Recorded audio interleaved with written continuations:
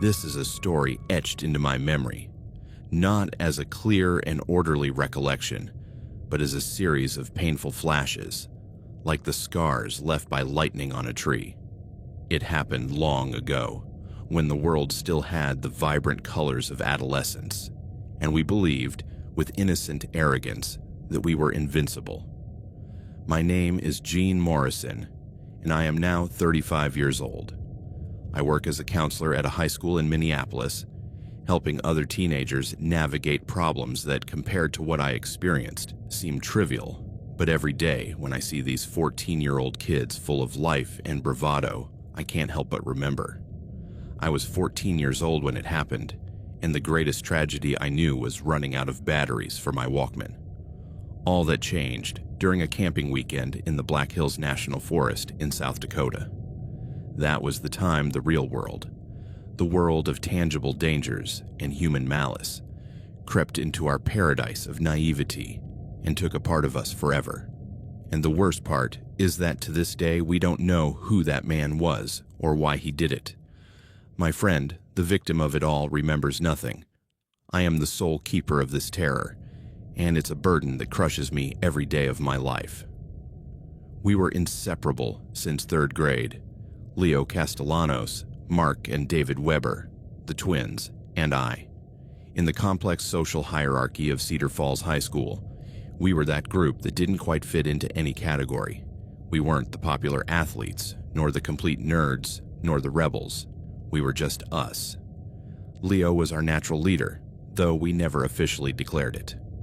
Tall for his age, with curly black hair that always seemed to defy gravity, and brown eyes that shone with an intensity that sometimes scared me. Leo had that magnetic quality that drew both adults and kids alike. He was the kind of kid who could convince a teacher we needed more time for a project, or persuade parents that a seemingly dangerous adventure was actually educational. His family had come from Mexico when he was 5 years old. His father, Miguel, worked in construction, and his mother, Carmen, cleaned houses.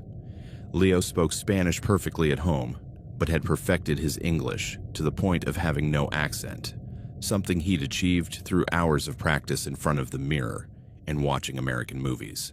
He was smart, charismatic, and had a voracious hunger for trying new things, for pushing boundaries. The Weber twins, Mark and David, were like two halves of the same person. Mark was the shyer one, prone to worrying about consequences before acting. David was more impulsive, but only by a degree. Both had fine blonde hair, freckles, and a way of communicating without words that was sometimes unsettling. They came from a well-off family. Their father was a dentist, their mother a homemaker, and they always had the newest gear for our adventures.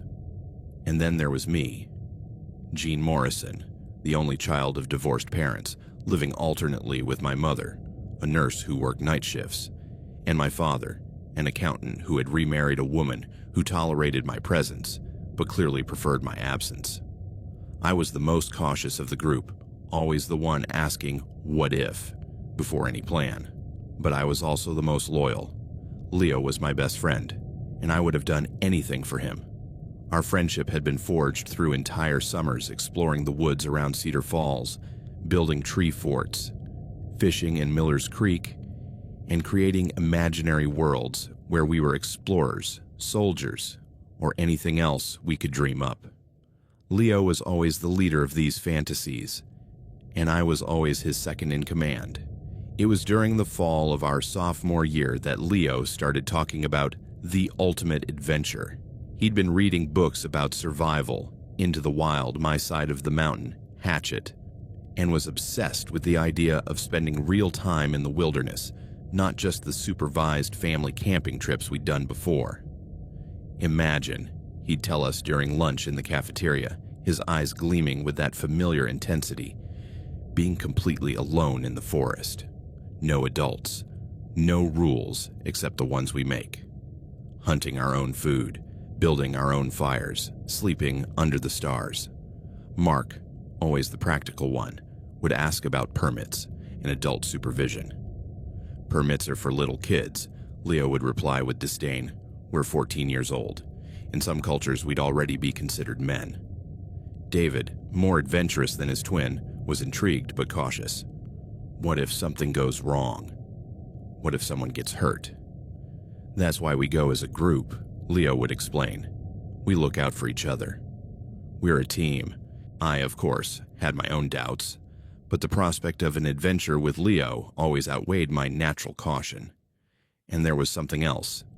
Leo had been distant lately, hanging out with other guys, particularly Jake Reynolds, who was known for his riskier antics. I was afraid of losing my place as his best friend. The idea started to take serious shape in March of 1998. Leo had been researching locations and had settled on the Black Hills National Forest in South Dakota. It was only a 4-hour drive from Cedar Falls, had designated camping areas but also vast stretches of wild territory, and, according to Leo, plenty of adventure waiting to be discovered. Convincing our parents to let us go alone was an operation that Leo orchestrated with the precision of a military general. He had learned, through years of experience, that adults responded better to detailed, well-presented plans than to emotional pleas. First, Leo prepared a full presentation. Using the school library's computer, he created an 8-page document that included maps of the area, information on wildlife, lists of necessary equipment, and contingency plans for emergencies. He even included a section on the educational benefits of the experience, citing studies about how nature helped build character in teenagers. It's basic psychology, he explained to me as we reviewed the document for the 10th time. Parents want to feel like they're making an informed decision, not just giving in to pressure. If we give them all the information up front, they feel in control.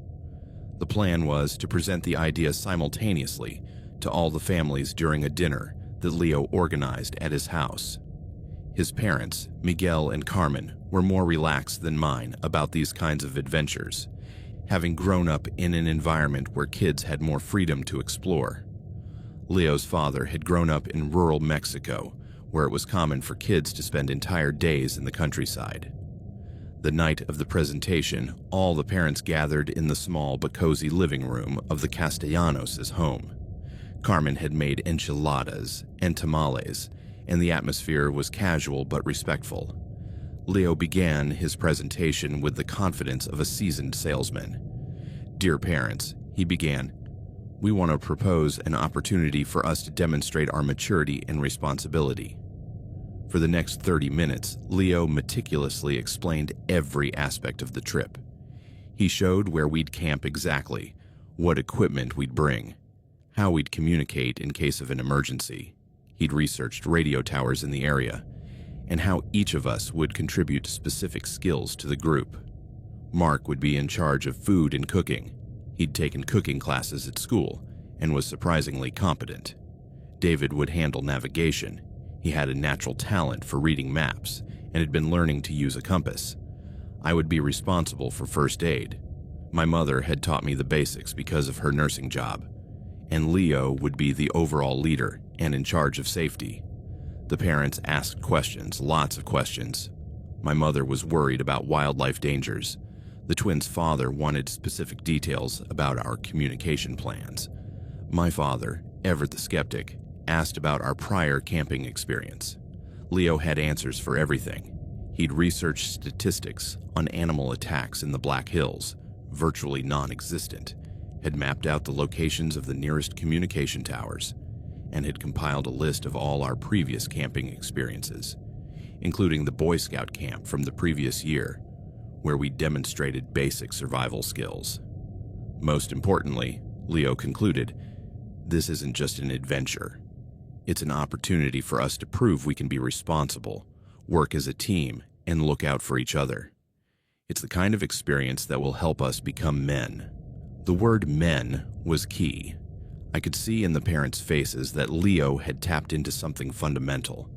These men, who had grown up in a different era, understood the importance of rites of passage, of experiences that marked the transition from childhood to adulthood. After 2 hours of discussion, the parents asked for time to deliberate. They retreated to the kitchen while we waited nervously in the living room, trying to guess the outcome from the tone of their murmured voices. When they returned, it was Miguel who spoke for the group. "We've decided you can go," he announced, "but with strict conditions." The conditions were extensive. We had to carry an emergency radio. We had to check in every day at a specific time. We had to stay within a clearly defined geographic area, and we had to return immediately if any of us got injured or sick. There was also a more personal condition from each family. Mark and David's parents insisted they bring a professional-grade first aid kit. My mother wanted me to carry a detailed list of dangerous plants and animals in the area. My father insisted we bring enough food for at least 5 days, even though we only planned to be out for 2 nights. Leo accepted all the conditions gracefully, but I could see in his eyes that he was already calculating which ones he could ignore once we were in the forest. The next 8 weeks became a period of intensive preparation that bordered on obsession. Leo had declared that we would be the best prepared teenage camping group in history, and he set out to make that claim a reality. We started with the gear. The twins, with the biggest budget thanks to their parents, handled the tents and sleeping bags. They bought 2 4-person North Face tents that cost more than my family spent on groceries in a month, and sleeping bags with temperature ratings that supposedly worked down to -20 degrees Fahrenheit. Leo and I focused on tools and survival gear. Leo had been saving money from his weekend job helping his father at construction sites and had developed an almost fetishistic fascination with survival knives. He spent hours researching different types, reading online reviews, and finally settled on a K-bar hunting knife he'd seen in a survival magazine. "It's the same kind the Marines use," he explained, holding it with near religious reverence. "It can cut wood, clean fish, and defend us if necessary." The idea that we might need to defend ourselves from something made me nervous, but Leo brushed it off. "Better to have it and not need it than need it and not have it," he said, repeating a phrase he'd read in one of his survival books. I contributed the first aid kit, which my mother helped me compile. It included bandages, antiseptics, aspirin, antihistamines for allergic reactions, and a variety of medications my mother thought might be useful. It also included a basic first aid manual that she had annotated with handwritten tips. Mark took his role as group chef very seriously. He spent weeks researching camping recipes, practicing cooking over open fires in his backyard, and perfecting a variety of dishes that could be made with non-perishable ingredients. His specialty became a version of chili that he could make with canned beans, beef jerky, and spices he carried in meticulously organized small containers. David developed a fascination with navigation that rivaled Leo's obsession with knives. He bought detailed topographic maps of the Black Hills area and spent hours studying them, memorizing terrain features, identifying water sources, and planning hiking routes. He also practiced using a compass until he could navigate the local park blindfolded. But the preparations weren't just about gear. Leo insisted we also needed physical and mental preparation.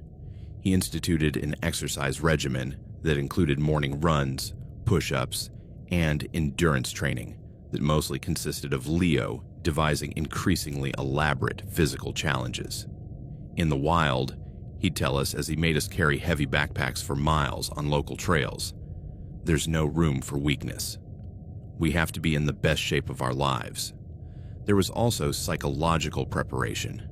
Leo had read that true survivors had a specific mindset, a combination of confidence, adaptability, and determination that allowed them to overcome obstacles that would defeat less prepared people. "Survival is 10% skill and 90% mental attitude," he'd repeat to us, quoting one of his favorite books. "If we believe we can do it, we can do it." This philosophy extended to his approach to our group. Leo had decided we were more than friends. We were a unit, a team, brothers bound by our mutual commitment to survival and adventure.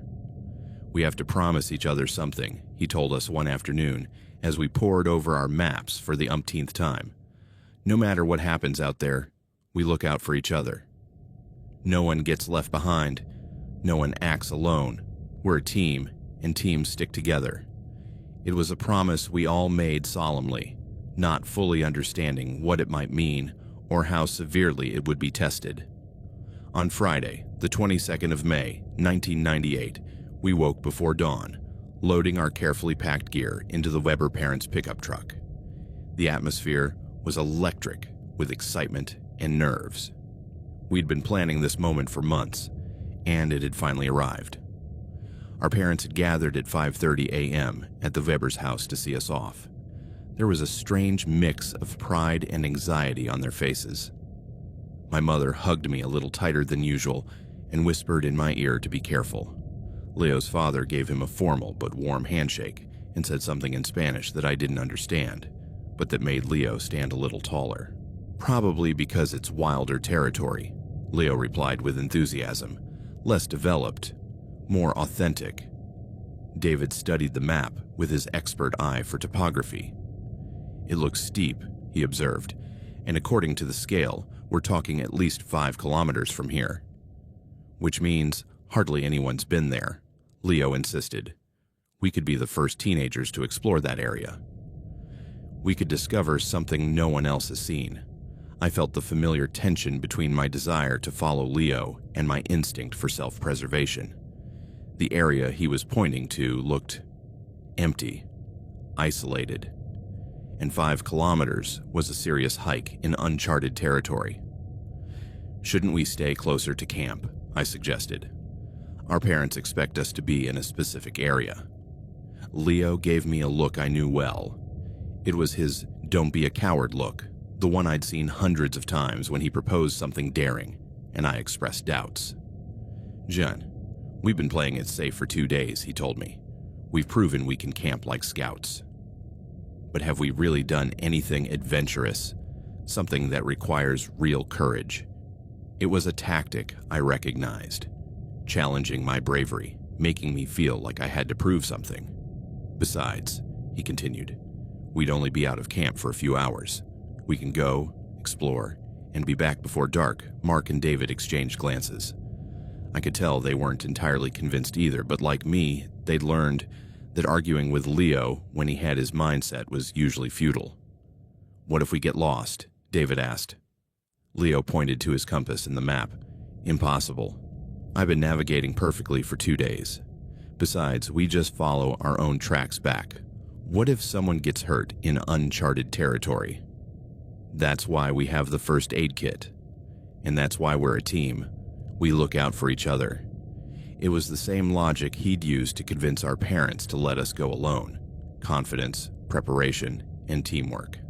After an hour of discussion, Leo finally managed to convince us. As always, his enthusiasm was contagious, and his confidence was reassuring. If Leo believed we could do it safely, we probably could. Tomorrow morning, he decided, we set out on our real adventure. This is going to be what we remember for the rest of our lives. He was right about that, though not in the way he'd imagined. That night, as we prepared for bed, Leo spoke to me privately while the twins were busy cleaning the dinner dishes. "Jaina, I know you're nervous about tomorrow," he said, "but I trust you. You're my best friend, and I know you won't let me down." "Of course not," I replied, though the butterflies in my stomach suggested otherwise. "It's just, this is important to me. This adventure. Proving we can do something real, something that requires real courage. Why is it so important?" Leo looked toward the fire, which was dying down to embers. "Because soon we'll be in high school, then college, then jobs and families and responsibilities. When are we going to get another chance like this? When are we going to be able to be real explorers again?" I understood what he meant. This adventure represented something bigger for him. A last chance to be adventurous kids before the adult world claimed us. "Okay," I told him, "we'll do your exploration. But you have to promise me we'll be careful." "I promise," he replied, and his sincerity seemed genuine. "We'll be the most careful explorers in the history of explorers." I went to bed that night feeling better about the plan. Leo had been right about all our adventures so far. His instincts had been good, his planning had been solid, and his leadership had kept our group together and safe. I had no way of knowing that this time, his confidence would lead us straight into a horror none of us could have imagined. The morning of the third day dawned colder than the previous ones. A light mist rose from the stream, creating an almost mystical atmosphere in our camp. Leo was awake before dawn, preparing for what he'd declared would be the ultimate expedition. We ate breakfast quickly, granola bars, dried fruit, and instant coffee that Leo had perfected into a sort of morning ritual. Mark had wanted to cook something more substantial, but Leo insisted a light breakfast would be better for a long hike. Professional explorers travel light, he told us, as he meticulously packed his day pack. Too much food will just slow us down. Each of us carried a small day pack with the essentials: water, snacks, the first aid kit with me, compass and map with David, and Leo's Ka-bar knife, which he'd insisted was indispensable for any serious expedition. "Are you sure we need that?" I asked, pointing to the knife he'd strapped to his belt like a soldier preparing for battle. "Absolutely," he replied seriously. "In uncharted territory, you never know what you might need. We might have to cut branches for shelter, or clean fish if we find a good fishing spot." It was typical Leo logic, always preparing for scenarios that probably wouldn't happen, but in a way that sounded completely reasonable. We left camp around 8 a.m., following a northwest direction that Leo had calculated using his compass and the topographic map. At first, there were faint traces of animal trails that made the hiking relatively easy, but after the first hour, we entered truly virgin territory. The forest in this area was different from what we'd been exploring. The trees were denser, older, with massive trunks that blocked most of the sunlight. The forest floor was covered with decades of fallen leaves and branches, creating a spongy carpet that muffled our footsteps. "It's like walking through a cathedral," David murmured, and he was right. There was something reverent about the silence, broken only by the occasional bird call or the distant snap of a branch. Leo was in his element, navigating confidently through the difficult terrain, occasionally marking trees with his knife to ensure we could find our way back. His enthusiasm was contagious, and even I started to feel the thrill of being truly off the beaten path. After 2 hours of hiking, we discovered the valley Leo had identified on the map. It was a natural depression in the terrain, with a small stream winding through the center and rocky walls on both sides that created a sense of being in a secret world. "This is incredible," Mark said, and for once his enthusiasm matched Leo's. "It's like our own private discovery." We descended into the valley and explored along the stream, finding natural pools where the water had collected, interesting rock formations, and a variety of wildlife we hadn't seen in the more developed areas of the forest. It was during this exploration that Leo noticed something that changed the entire atmosphere of our day. "Guys," he called from about 50 meters upstream, "come check this out." His voice had a different quality, a mix of excitement and something else, something I couldn't identify but that immediately made me nervous. We ran to where he was standing near the base of a rocky wall that rose about 10 meters above the stream level. At first, I didn't see anything unusual, just rocks and trees, and the same dense vegetation we'd been seeing all morning. Then Leo pointed, and I saw it. Partially hidden behind a cluster of young pines was a structure that was clearly not natural. It was small, made mostly of interwoven branches and logs propped against the rocky wall, but it had been built by human hands. "It's a shelter," David said, stating the obvious. "But who would have built it here?" Mark asked. "We're kilometers from any trail." Leo was already approaching to investigate closer, his curiosity overriding any caution he might have felt. "Maybe it's from some hunter," he speculated, "or someone who got lost and needed shelter." I moved closer, and that's when I noticed other details that made me intensely uncomfortable. Around the shelter, there was clear evidence of recent occupation. The remains of a fire pit with ashes that didn't look very old, empty food cans scattered nearby, and something that chilled my blood. Boot prints in the soft mud near the stream. "Leo," I said, trying to keep my voice calm. "I think we should leave." But Leo was already investigating the shelter more closely, pushing aside branches to see inside. "I just want to see what's in there," he said. "There might be something interesting." "What if whoever built it comes back?" I asked, the words coming out sharper than I'd intended. "Relax, Jan," Leo replied with his characteristic confidence. "Whoever was here clearly left a long time ago. Look at these cans, they're rusted." But as he said this, I was looking at the boot prints, which definitely didn't look like they'd been there for long. "Leo, seriously, this doesn't feel right," I insisted. "Let's go." It was Mark who noticed what I'd been trying to ignore. "Those tracks look pretty fresh," he said, pointing to the marks in the mud. "And look here." He'd found something that made my stomach sink. A pile of food cans that were definitely not rusted. Some even had their labels intact. "I think Jean's right," David said, his voice reflecting my own growing anxiety. "We should leave." But it was too late. Leo had pushed aside enough branches to create an opening in the shelter and was poking his head inside. "Wow," he said, his voice slightly muffled from inside. "Guys, you really need to see this." "What's in there?" Mark asked. "It's like someone's been living here."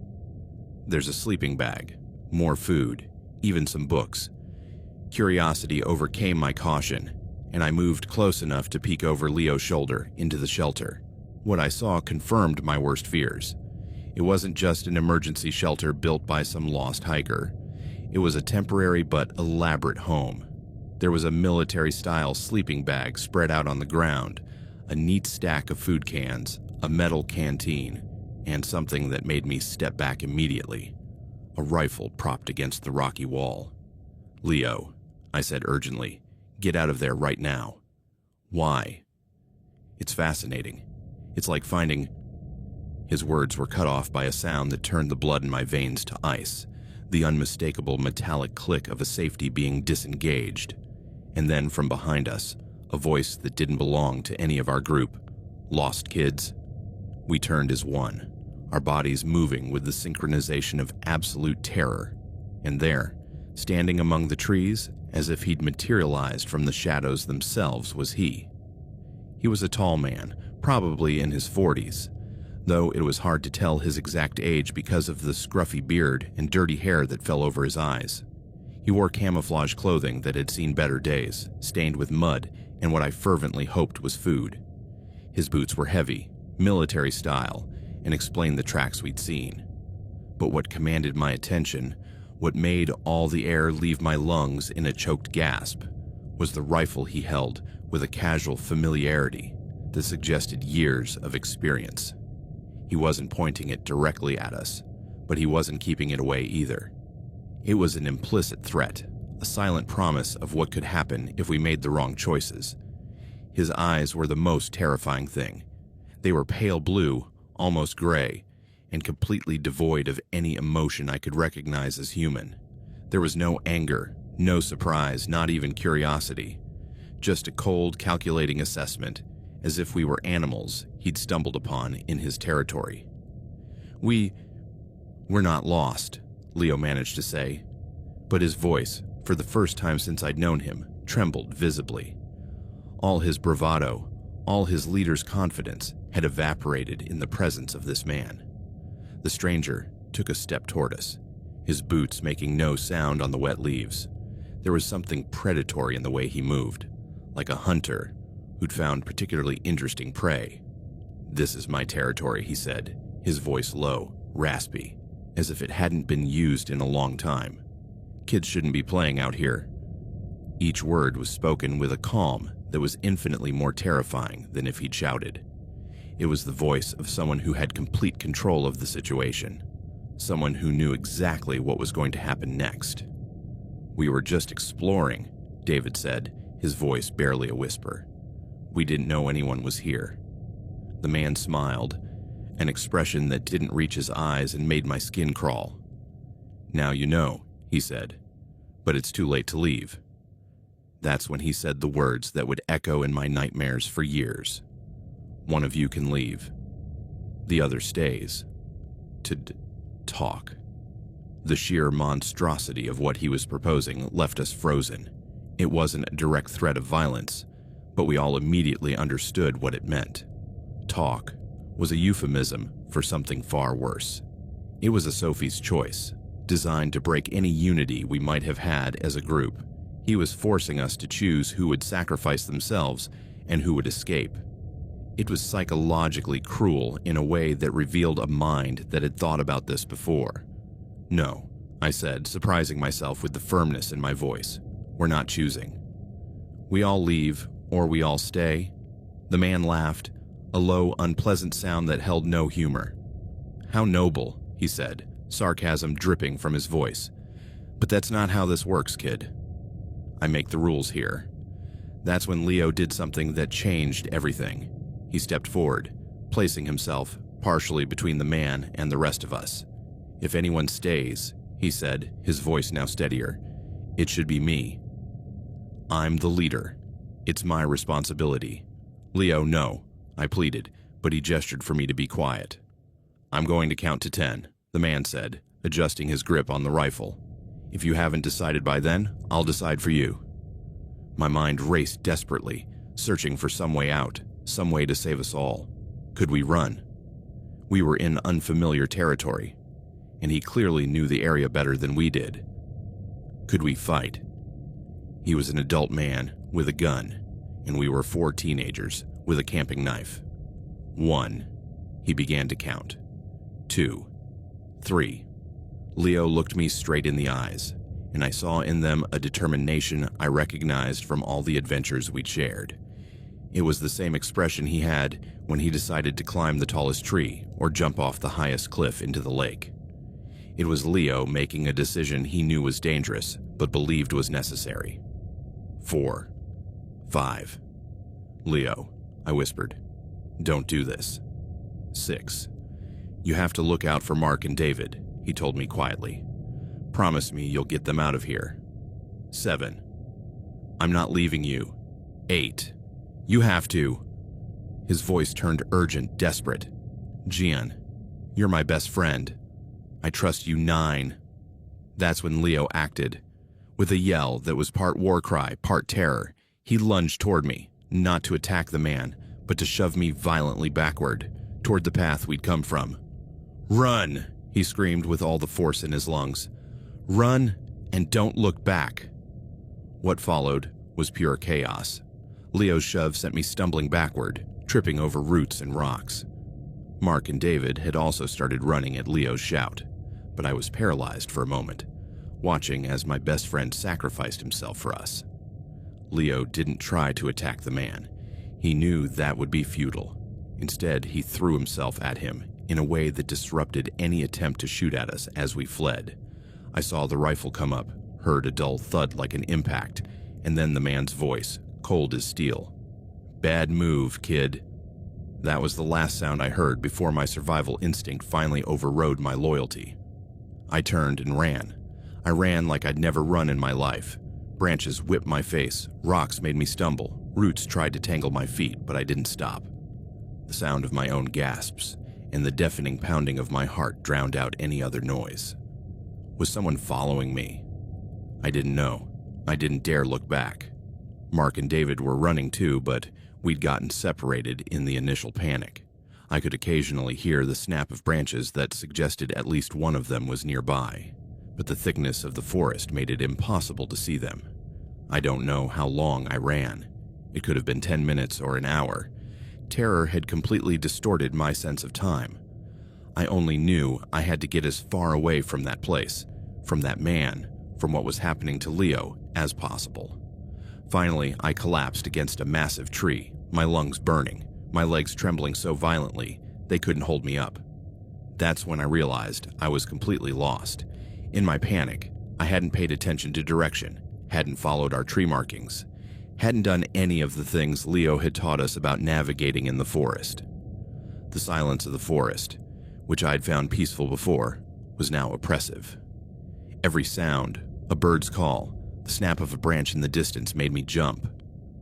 Was it the man following me? Was it Leo trying to escape? Or was it just the forest living its normal life, indifferent to the human tragedy it had just witnessed?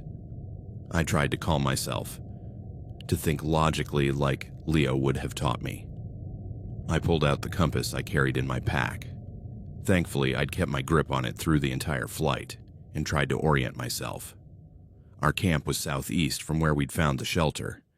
If I could keep a roughly correct direction, I should eventually recognize familiar territory. But first, I had to find Mark and David. "Mark!" I shouted, then immediately clapped a hand over my mouth, terrified that my voice might draw the man. I waited in silence for several minutes, then tried again, softer this time. "David." A response came from my right, faint but distinctly human. "Jan." I followed the voice and found the twins huddled against a cluster of rocks, both clearly in shock. David had a bloody scratch on his cheek where a branch had struck him, and Mark was shaking uncontrollably. "Where's Leo?" was the first thing Mark asked. I couldn't answer immediately. The words stuck in my throat. "He stayed," I finally managed to say. "He sacrificed himself so we could escape." The three of us sat in silence for a moment, processing the enormity of what had happened. Leo, our leader, our friend, the brother who had promised we'd always be together, had stayed behind with a man who clearly had malicious intentions. "We have to go back for him," David said suddenly. "With what?" I asked, my voice coming out sharper than I'd intended. "The man has a rifle. We've got nothing. We can't just leave him." "Leo told us to run. He made us promise to look out for each other. It was a rationalization and we all knew it. But it was also true. Leo had made a conscious decision to sacrifice himself for us, and going back could make his sacrifice pointless. We have to get help, I said finally. We have to get to camp, find adults, get the police. It was the most logical course of action, but every fiber of my being protested against the idea of abandoning Leo. He was my best friend. We'd promised to always be together. And I was leaving him. The journey back to camp was a nightmare. Without Leo to lead, and with all of us in shock, we got lost twice. What should have been a 1-hour hike turned into a 3-hour ordeal of constant terror, constantly looking over our shoulders, jumping at every noise. When we finally reached our camp, it seemed irrelevant, like something from another life. The tents were still set up, our fire ring still had ashes from breakfast. Everything was exactly as we'd left it. But everything had changed. Mark wanted to start packing immediately. We have to go, he kept repeating. We have to get out of here before he comes for us. But I knew we couldn't just run away. Not without Leo. Not without trying to save him. We're going to the main camping area, I decided, trying to channel some of Leo's leadership. We're going to find a ranger. We're going to explain what happened. And what are we going to tell them? David asked. That we left our friend with an armed lunatic in the forest. We're going to tell them the truth. That we were attacked. That Leo sacrificed himself to save us. And that they need to mount a rescue operation immediately. The trip to the main camping area was a blur. We ran most of the way, driven by terror and desperation. When we arrived, we were covered in scratches, filthy, clearly in a state of panic. The first adult we saw was a ranger emptying trash cans near the parking lot. When he saw us running toward him, shouting incoherently about a man with a rifle and our missing friend, he immediately dropped what he was doing and took us to his office. Ranger Williams was an older man, with the patience and authority of someone who had dealt with crises in the forest before. He sat us down, gave us water, and asked us to tell him exactly what had happened. Between the three of us, we managed to piece together the basic story. We'd been exploring off-marked trails. We'd found a shelter that seemed inhabited. We'd been confronted by an armed man who had demanded one of us stay, and Leo had sacrificed himself to let the rest of us escape. Williams took detailed notes, asking specific questions about the location, the man's appearance and the exact timing of events. Then he activated his radio. "We have an emergency situation," he said into the radio. "Missing teenager, possible kidnapping by an armed man. I need search and rescue teams and immediate contact with county police." What followed was an explosion of activity. Within an hour, our quiet forest had become the hub of a massive search operation. Official vehicles filled the parking lot.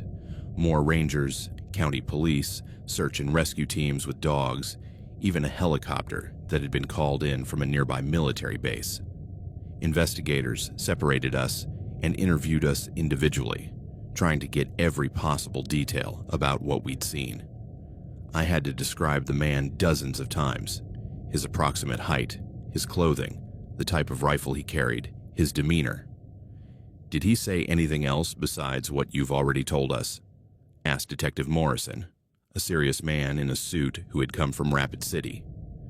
"Anything that might give clues about who he is or what he wants?" "Just that it was his territory," I replied, "and that kids shouldn't be playing there." "Did he seem like he knew the area well?" "Yes. He moved like he'd been there before, and the shelter, it looked like he'd been living there." Morrison nodded and took more notes. "Gene, I need you to understand something," he told me after finishing the official questions. "What you did was the right thing. You followed your friend's instructions. You got help immediately. You couldn't have saved Leo by confronting the man yourself." His words were meant to be comforting, but they only intensified the guilt that was already consuming me. Had it really been the right thing to abandon Leo? Or had I just been a coward? The search for Leo began immediately, but was complicated by several factors. First, the vast expanse of the forest, thousands of acres of wilderness, where a man who knew the area could hide indefinitely. Second, the fact that we were dealing with someone who was armed and clearly dangerous, which required special precautions. And third, the reality that several hours had passed since the incident, giving the kidnapper time to move Leo anywhere. But the search teams were professionals, and they had resources I hadn't imagined. The tracking dogs were able to follow our trail from the main camping area to the valley where we'd found the shelter. Helicopters flew over the area in systematic search patterns. Ground teams with radios covered specific grids of the territory. I was assigned to one of the search teams, both because I knew the route we'd taken and because the psychologists thought it would be therapeutically beneficial for me to be actively involved in trying to rescue my friend. Special Agent Collins from the FBI had been called in when it was determined this was potentially a federal kidnapping. She was a small but intense woman with the kind of laser focus I'd expected from FBI agents. "Gene," she told me as we prepared to return to the area where the incident had occurred, "I need you to be mentally and emotionally prepared for what we might find. Situations like this, they don't always end the way we hope." I understood what she was saying without her having to be explicit. There was a real possibility we wouldn't find Leo alive. "I also need you to understand," she continued, "that if we see the suspect, under no circumstances are you to approach him or try to communicate with him.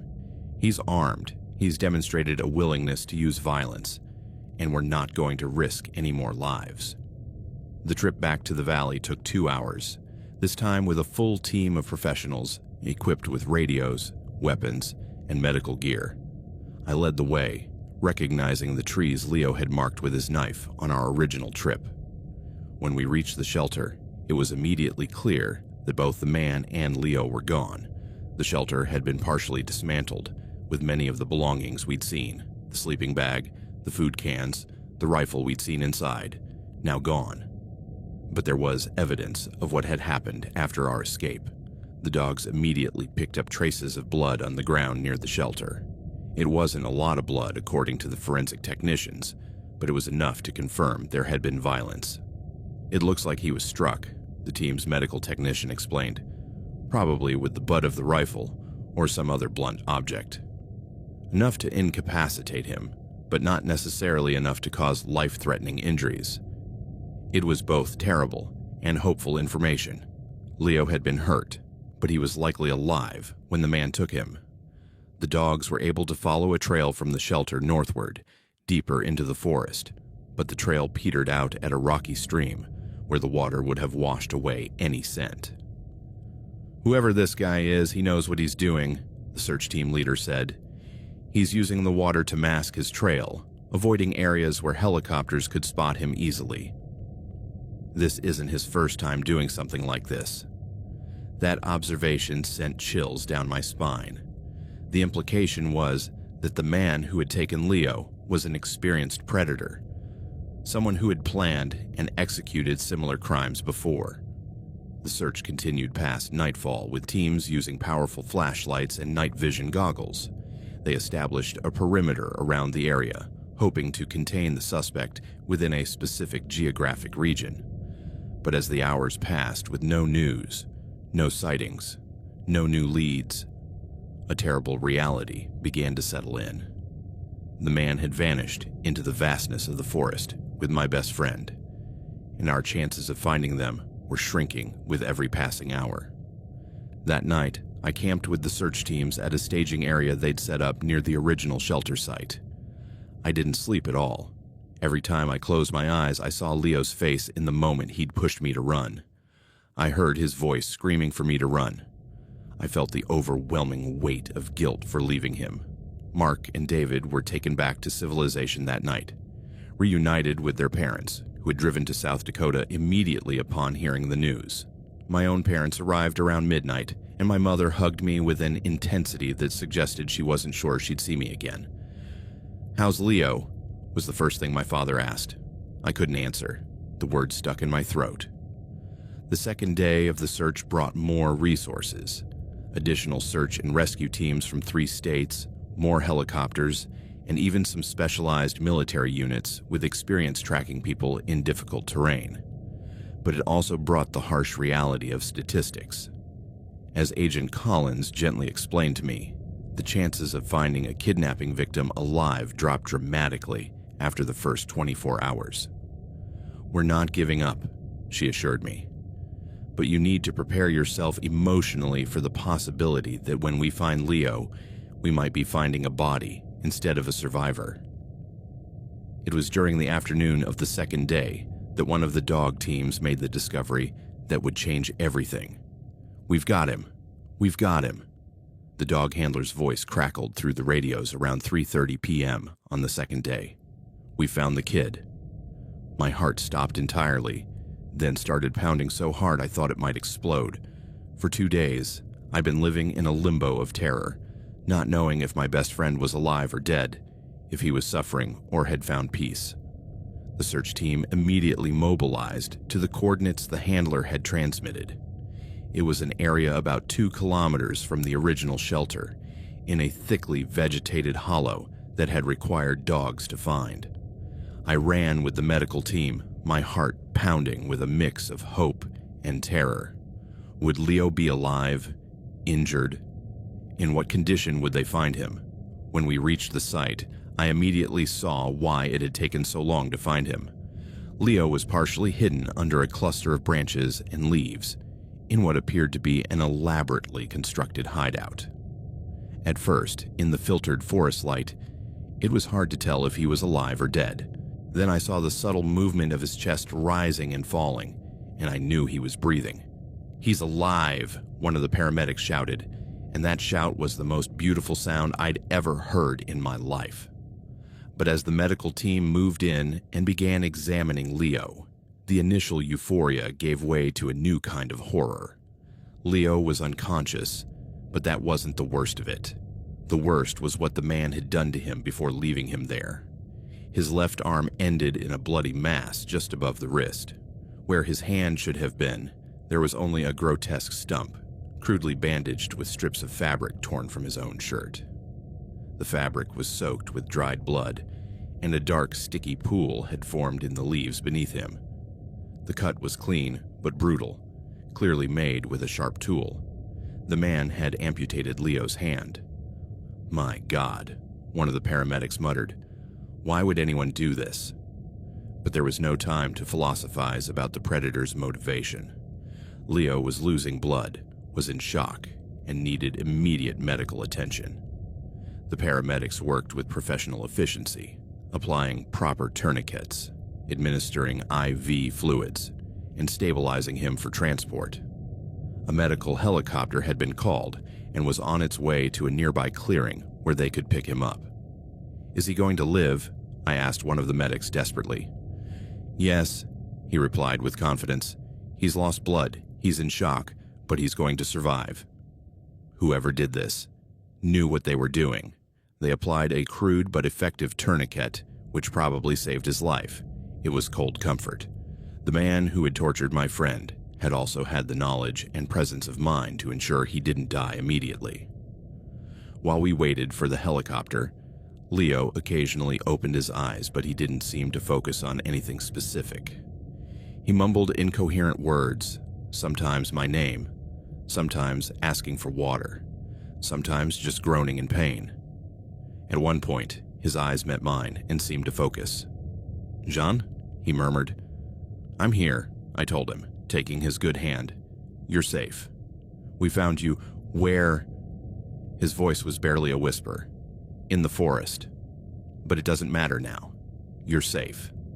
His eyes unfocused again, and he slipped back into unconsciousness. The helicopter arrived 20 minutes later, a sound that cut through the forest, silence like a chainsaw. Leo was loaded onto a stretcher and moved to the helicopter in a matter of minutes. I wanted to go with him, but the paramedics explained there was no room, and that the best thing I could do was meet him at the hospital. As the helicopter disappeared over the treetops, taking my best friend to medical care, I stood in the forest with a question that would haunt me for years. Where was the man who had done this? The search team immediately expanded their perimeter, looking for any trace of the predator, but he had vanished as completely as if he'd never existed. There were no tracks beyond the area where Leo had been found, no evidence of where he'd gone, no clues to his identity. Agent Collins explained to me later that kidnapping victims who were released alive could often provide valuable information about their captors. But when Leo finally woke up in the hospital 3 days later, he remembered nothing about what had happened after our initial encounter with the man. The doctor said it was dissociative amnesia, a psychological response to extreme trauma. His mind had completely blocked out the memories of his time with the predator, including any details that might have helped identify or capture the man. Rapid City Regional Hospital became our world for the next 2 weeks. Leo had to undergo multiple surgeries to clean and properly close the amputation, which had been performed with what the doctors determined was likely an axe or a very large knife. Whoever did this had some basic medical knowledge, Dr. Harrison, the orthopedic surgeon in charge of Leo's case, explained to us. They applied a tourniquet that prevented him from bleeding out, and the cut, though brutal, was made in a way that preserved as much bone as possible. It was information that made me feel sick. The man hadn't acted in a fit of violence. He had tortured Leo in a calculated and deliberate way. Leo's parents, Miguel and Carmen, arrived at the hospital the same day Leo was airlifted. There was no way to prepare parents for seeing their son in that condition. Carmen collapsed when she saw Leo for the first time, and Miguel, a strong man who had worked in construction his entire life, wept like a child. But what broke me the most was Leo's reaction when he finally woke up fully. He remembered nothing about the kidnapping or the time he'd spent with the man. His last clear memory was of our group exploring the valley where we'd found the shelter. Everything after that was a blank slate. But will he ever recover those memories? Miguel asked. It's possible, Dr. Martinez, the hospital's psychiatrist, replied, but it's also possible they'll remain blocked permanently. And honestly, given the apparently traumatic nature of those memories, it might be a blessing if they stay forgotten. When Leo was awake and alert, he acted as if he'd simply had an accident. He asked about his hand with clinical curiosity, but without the emotional distress I would have expected from someone who remembered being tortured. How did this happen, Jan? He asked me one day when I was visiting him. I didn't know how to respond. The doctors had advised against trying to force his memories by recounting the traumatic events. "There was an accident in the forest," I said finally, "but you're safe now." "But what kind of accident? Did I fall? Did an animal attack me?" "The doctors say it's best not to worry about the details right now," I replied, dodging the question. "The important thing is that you recover." Leo seemed confused but accepted my evasion. But there was something in his eyes when he looked at me, an unasked question, as if some part of him knew there was more to the story than he was being told. The next few months were the hardest of my life. The guilt of abandoning Leo consumed me. Though everyone, my parents, the psychologists, even Leo himself, assured me I'd done the right thing, that I'd followed Leo's instructions, that I couldn't have changed the outcome. I couldn't shake the feeling that I'd failed my best friend at the moment he needed me most. Worse still, my presence seemed to stir something in Leo that the doctors couldn't fully explain. Every time I visited him, especially when we were alone, he'd become restless and anxious. He couldn't articulate why, but it was clear my presence reminded him unconsciously of something his mind had chosen to forget. It could be that his mind associates your presence with the trauma, Dr. Martinez explained. It's not that he consciously blames you, but his subconscious might be reacting to you as a reminder of events it's trying to keep locked away. The decision to distance myself from Leo was the hardest I'd ever made, but it was clear that my friendship, the most important relationship I'd ever had, was causing him pain, even if he didn't understand why. Gradually, I reduced my visits. When Leo returned to school with a prosthesis, I tried to keep our interactions casual and superficial. It was torture to be around him, acting like acquaintances when we'd been brothers. Leo seemed confused by my distancing but didn't question it directly. Eventually, I think he just accepted that our friendship had been another casualty of the accident he couldn't remember. Mark and David also struggled with the aftermath of the incident. Mark developed panic attacks that required medication, and David became obsessive about safety, checking locks multiple times and insisting on knowing exactly where every member of his family was at all times. The three of us went to therapy for years, but none of us really talked about what had happened in the forest. It was as if we'd made a silent pact to bury the experience as deeply as Leo's mind had buried his memories. I'm writing this in 2019, 21 years after the events in the Black Hills. I'm now a guidance counselor at a high school in Minneapolis, a career I chose specifically because of what I experienced when I was 14 years old. I work with teenagers facing traumas, helping them navigate worlds that have suddenly become dangerous and unpredictable. I've never told the full story to anyone. My parents know the basic facts, of course, but not the emotional details, not the overwhelming weight of guilt I've carried for over 2 decades. The man who attacked us was never caught. The investigation went on for months, but he had vanished as completely as if the forest itself had swallowed him. The FBI developed a profile, likely a military veteran with basic medical training, someone with wilderness survival experience, possibly someone who had committed similar crimes before, but they never found concrete leads on his identity. Over the years, I've occasionally searched for news of similar crimes, hoping to find evidence that he'd attacked other teenagers, that there had been justice eventually. But I never found anything. Either he was very careful in later attacks, or we were his only crime, or he simply disappeared into the vastness of America. Mark and David lost touch with me after graduation. The last I heard, Mark was an accountant in Denver, and David was working in cybersecurity in Seattle. None of us have stayed in contact. I think we all feel that being together is too painful a reminder of what we shared. But Leo has been on my mind every single day for 21 years. I've followed him discreetly through social media and mutual contacts. He moved to Texas with his family after our graduation, seeking a fresh start away from the memories of Minnesota. He married young to a woman named Elena he met in college. They have 2 children, a girl and a boy, now teenagers themselves. In the photos I've seen, Leo seems to have built a good life. He smiles in family pictures, though his smiles never quite reach his eyes. He works as an engineer, has a nice house in the suburbs of Austin, coaches his son's soccer team. But I've also noticed things others probably wouldn't see. In group photos, he's always positioned, so his prosthesis is less visible. In family photos from outdoor activities, there's a wariness in his body language that suggests he never feels completely safe in nature. His wife once posted on Facebook about how Leo has occasional nightmares he can't explain, how he wakes up screaming without remembering what he'd been dreaming about. She described it as scars from a childhood accident, not knowing how literally and figuratively accurate that description was. The most painful thing for me is knowing that Leo carries the physical and psychological consequences of what happened to me too, but he doesn't understand why. He doesn't remember the heroic act he performed, doesn't remember saving the lives of his 3 best friends. He doesn't remember that there was once a time when we were so close that he was willing to sacrifice everything for me. I'm the sole keeper of those memories, and the burden sometimes feels impossible to bear.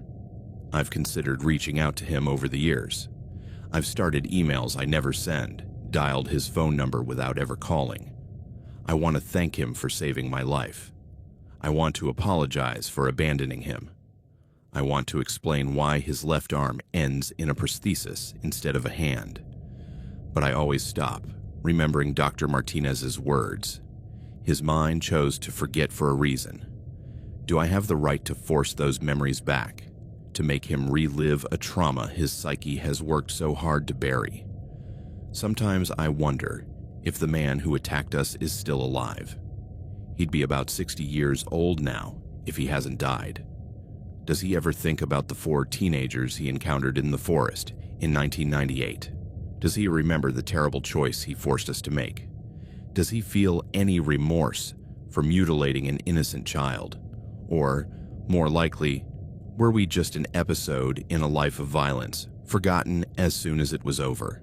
The promise Leo and I made to each other, that we'd always be together, that we'd look out for each other, was broken in the most brutal ways imaginable. But in a strange way, I feel like I'm still keeping it. Every traumatized kid I help in my work, every teenager I guide through a crisis, is a way of honoring the sacrifice Leo made. And maybe one day, when I find the courage, I'll let him know that I haven't forgotten. That his sacrifice wasn't in vain. That he saved not just our physical lives, but gave us the chance to live, to grow, to become people who can help others. That though the promise was broken, the love that drove it remains intact, as strong now as it was when we were 2 14-year-old kids dreaming of adventures in the forest. This is the weight I carry, the story I've finally found the courage to tell. It's not a story of ghosts or supernatural demons. It's a story about the very real evil that exists in the world, about the impossible choices we sometimes face, and about the cost of heroism when it's exercised by kids who don't yet fully understand what it means to be brave. Leo Castellanos saved my life when I was 14 years old. It cost him his hand and his memories of our friendship. It's a debt I can never repay, and a loss I'll never fully recover from. But it's also a reminder that even in the darkest moments, when we face the worst of humanity, kindness and courage can prevail. Sometimes, that has to be enough.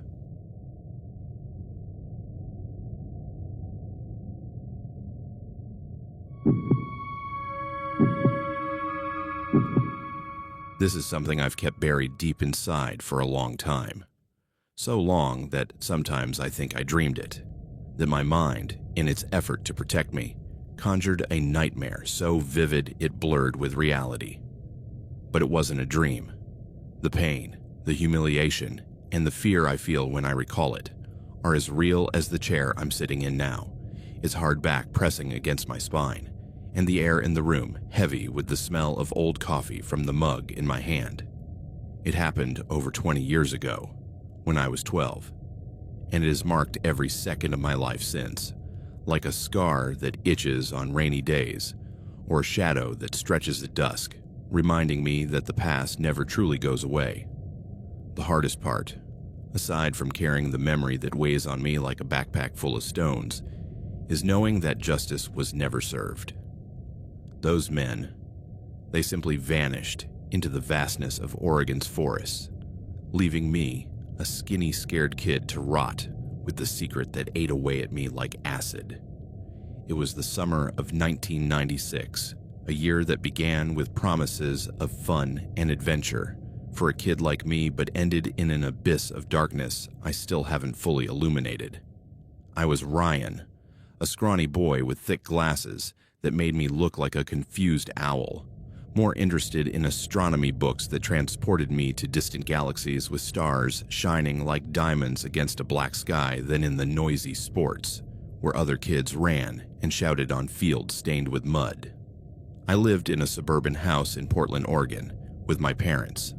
My dad, a mechanic who always smelled of motor oil and gasoline, with calloused hands that fixed cars in a local shop where the clatter of metal tools was constant, and my mom, an elementary school teacher who brought home sticky children's drawings and simple moral tales. Worried about my shyness that left me spending school recesses alone in the library, with the smell of old pages and dust, and my lack of friends that translated into solitary weekends playing with Legos in my room with planet posters on the walls, they decided I needed to toughen up a bit, as if my softness was a flaw that could be sanded down with exposure to the real world. So they enrolled me in a 4-week summer camp called Pine Creek Wilderness, deep in the Willamette National Forest, a vast green expanse where trees rose like giant guardians and the air smelled of fresh pine and damp earth. The brochure that arrived in the mail was a glossy pamphlet with idyllic images of kids laughing around a crackling campfire with roasted marshmallows dripping melted sugar, fishing in crystal-clear lakes where the water mirrored the blue sky like a perfect glass, and climbing rugged rocks with ropes taut under their weight. For my parents, it was the perfect opportunity to turn me into a little man, as my dad said with a backslap that left me breathless. For me, it was a sentence to a month of social torture, far from my books and my safe room, where I could hide from the world.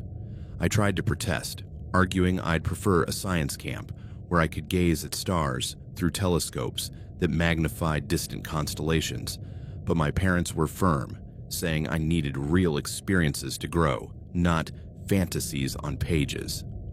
The bus ride from Portland was endless, a journey of several hours along roads that wound through green hills, with the smell of diesel from the engine seeping into the hot interior and the hum of tires on smooth asphalt. Sitting by the window with my backpack at my feet, filled with books and a flashlight for nighttime reading, I watched the landscape change, from suburbs with painted wooden houses to dense forests where trees block the sun, creating a green canopy that filtered light into mottled rays. The other kids on the bus, a mix of loud athletes in sports team jerseys and quiet kids like me who stayed silent, chatted about what they expected from camp. Campfires, scary stories, maybe flirting with girls from other cabins. I stayed quiet, my stomach churning with anxiety that grew like a snowball rolling downhill with every mile we ventured into the wilderness. The trees growing taller and darker, the sun barely filtering through the Douglas firs and pines whispering with the wind as if sharing ancient secrets. The camp itself was a cluster of rudimentary log cabins around a main lodge built of rough wood that smelled of fresh resin, next to a lake with waters so dark and still they seemed bottomless, reflecting the trees like a black mirror. I was assigned to the Red Pine Cabin, a single-room building with creaking metal bunk beds and a communal bathroom with cold, dripping showers, alongside 7 other boys my age who quickly settled in, claiming top bunks with laughter and playful shoves. They all seemed to adapt instantly, forming their own packs with an ease I found alien, chatting about sports and video games while unpacking backpacks full of comics and snacks. I was an easy target from the start. The Four Eyes, with thick glasses that fogged up in the shower steam, the bookworm, who preferred reading under a blanket with a flashlight to joining rough games. The teasing began on the first day. They hid my toothbrush in dirty places like under the bunks, tossed dirt onto my plate during dinner in the lodge where the smell of canned soup and burnt bread filled the air, or accidentally shoved me during group activities like forest races where branches whipped my face. They were childish cruelties, bearable compared to what was to come, but they made me feel isolated, like an intruder in a world that didn't want me. Our cabin counselors were too, responsible for keeping order and guiding daily activities like hikes on muddy trails and survival classes where we learned to start fires with sticks we rubbed until we got blisters. The head counselor was Brad, about 19 or 20 years old, tall with muscles bulging under the camp's green t-shirt that clung to his sweaty skin, and a wide fake smile that never reached his coal blue eyes, like the lake. The second was Chase, a year or two younger, thinner with messy brown hair, and quieter, always in the background, watching with a nervous smirk that appeared whenever Brad made a joke at my expense, as if he enjoyed the show from the shadows. Brad was the undisputed leader, with an authority that radiated from his confident stance and loud voice that cut through the air, and Chase his obedient shadow, following orders with a loyalty that seemed blind to me. At first, their attention was just annoying, a light bullying I thought was part of the toughening up my parents wanted. Brad targeted me during daily activities. If I was the last to climb the rope during gym exercises, he mocked me in front of everyone with laughter that echoed in the clearing, calling me the group's slowpoke. If I messed up a knot during survival lessons, he assigned me extra chores, like cleaning the communal bathrooms with an old brush that smelled of strong disinfectant and stale urine. He called me Ryan the Crybaby, though I never cried in front of them, biting my lip until it bled to hold back tears. I tried to endure, to prove I could handle it, with the childish hope that if I took it quietly, they'd eventually stop. It was a catastrophic mistake. What I saw as resilience, they saw as submission, an invitation to escalate their cruelty. The situation escalated slowly, like water heating degree by degree until the frog boils without noticing, a gradual increase that trapped me before I could jump.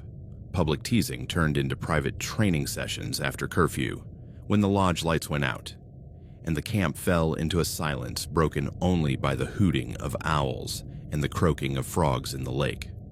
Brad made me sneak out of the cabin, with Chase following like a ghost to do push-ups on the dew-soaked ground or run around the lodge under the moon casting long, distorted shadows. "This'll make you a man, Ryan," Brad would say in a low, menacing voice, his breath hot on my ear. Chase kept watch, ensuring no one saw us, his nervous smirk lit by the flashlight he carried. I remember the paralyzing fear that gripped me every night, the camp transforming into a completely different place in the dark, with trees whispering malevolent secrets, and the lake reflecting the moon like a silver eye watching. The forest sounds, branches snapping under invisible feet, owls hooting like tormented souls, terrified me, amplifying my panic until my heart pounded so hard I thought it would betray me. Brad and Chase reveled in my terror, suddenly turning off my flashlight and leaving me alone in the darkness for minutes that felt like hours, laughing at my stifled whimpers of fear as I bit my fist to stay silent. It was a game to them, a sadistic game where the prize was my gradual degradation, my spirit breaking piece by piece. The turning point, the night the game became something far darker and permanent, was during the second week, when the camp already felt like an infinite prison of trees and cruel laughter. Brad pulled me out of the cabin as usual, his hand gripping my shoulder with bruising force. But this time he didn't take me to the open area by the lodge, where distant lights offered some comfort. He led me, with Chase following with a flashlight casting dancing shadows, down a narrow trail deep into the forest, away from any light or sound of the camp, branches whipping my face like skeletal fingers. The air was cold and smelled of damp earth, rotting leaves, and the resinous scent of pines, rising like silent guardians. "Today we're playing a new game, Ryan," Brad said, his voice calm, almost kind, which made it more terrifying in the absolute darkness of the forest. "It's called the Silence Game." We reached a small, secluded clearing, lit only by the full moon filtering through the tree canopy, creating a mottled pattern on the ground covered with pine needles that pricked my feet through my sneakers. In the center was a fallen log covered in damp moss that smelled of wet earth. "If you make a single sound," Brad continued as Chase grabbed me from behind, pinning me with surprising strength for his thin frame, his arms like steel bands around my chest. "If you scream, if you cry, the consequences will be much worse. Got it?" I couldn't nod. Terror had stolen my voice and movement. I could only tremble like a leaf in a storm. What happened there, in that clearing under the indifferent gaze of the moon casting a cold silver glow, is etched in my memory with a clarity that tears me apart every time I recall it. It was methodical, cruel, and humiliating, an act designed specifically to break my spirit, to steal any shred of dignity I had left. They stripped me with rough hands that tore my clothes, the night air biting my exposed skin like thousands of needles. They held me against the cold, wet log, the sticky moss against my back, and while Brad carried out the main act of his violence with low grunts, Chase held me down and whispered things in my ear with hot breath. "Shut up, Ryan. No one's coming to save you. You're our secret now, our private toy." The physical pain was sharp and horrific, a fire spreading from inside me like lava, burning everything in its path, but it paled compared to the emotional pain, the total helplessness that drowned me like black water in my lungs, the shame that burned my face like a hot iron. The knowledge that they were doing this to me, and I could do nothing to stop it, that my body no longer belonged to me, that I was an object for their sadistic pleasure. I broke the game's only rule. I screamed, a primal gut-wrenching sound from the depths of my being, but my scream was swallowed by the forest's thickness, drowned by the wind whispering through the pine needles that seemed to mock my despair.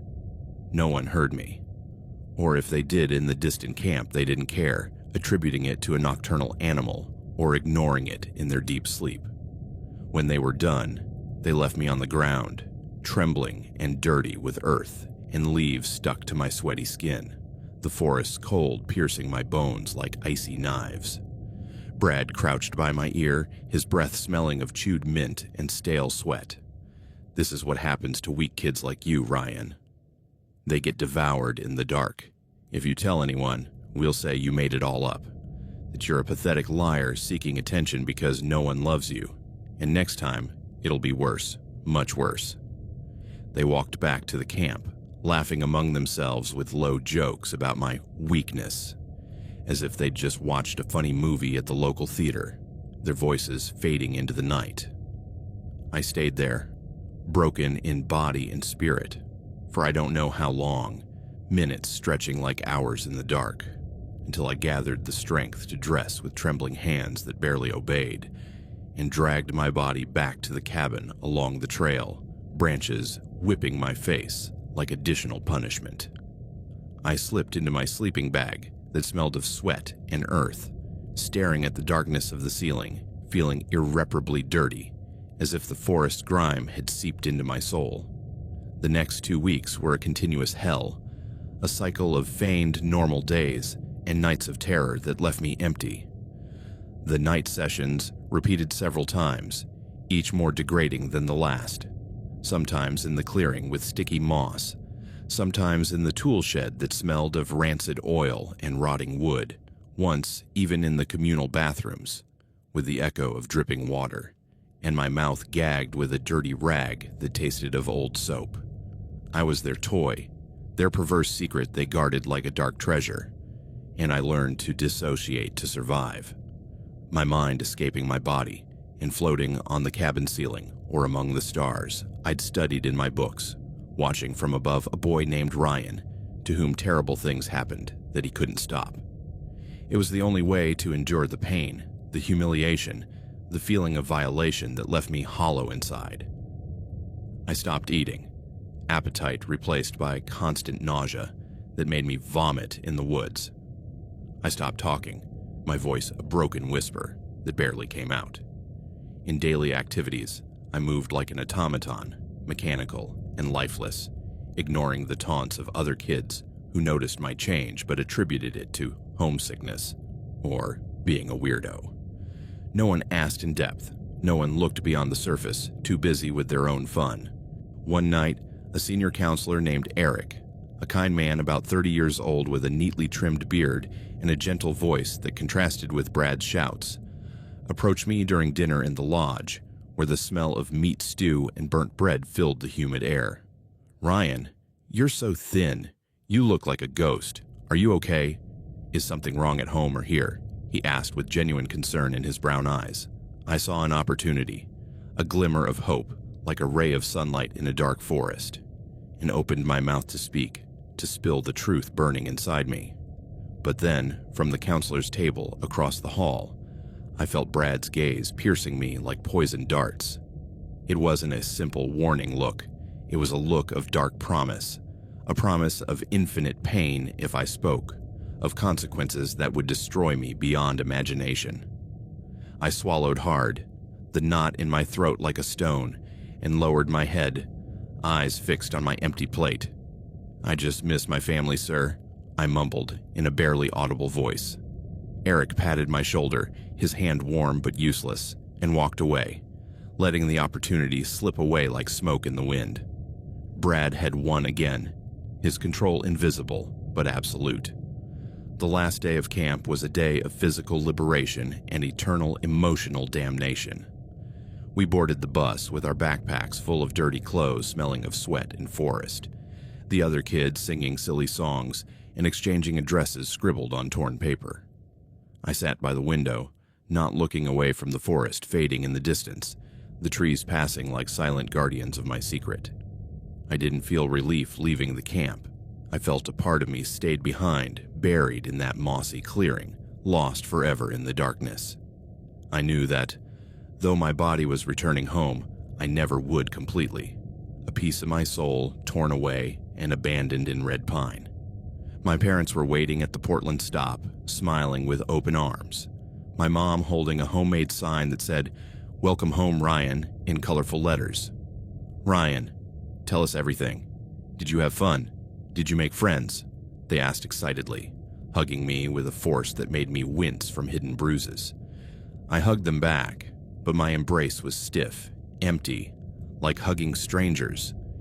In the car on the way home, I gave monosyllabic answers to their endless questions, saying it had been fine, that I'd made imaginary friends I invented on the spot, that I'd learned to tie knots and start fires. I lied with a terrifying ease, the words coming out smooth and convincing, a survival skill forged in the fire of terror. I was a good liar now, a mask I wore to hide the emptiness inside. The aftermath was slow and devastating, a poison spreading through my life like ink in water.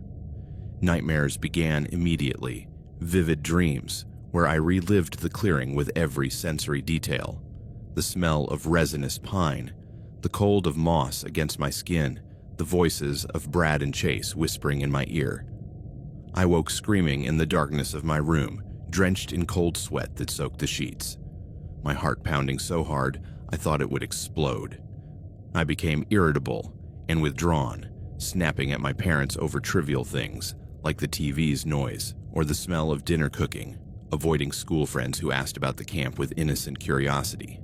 My grades plummeted, from consistent A's to F's in math and English, my mind distracted by flashbacks that hit me in class, the teacher's voice fading as I remembered the pain.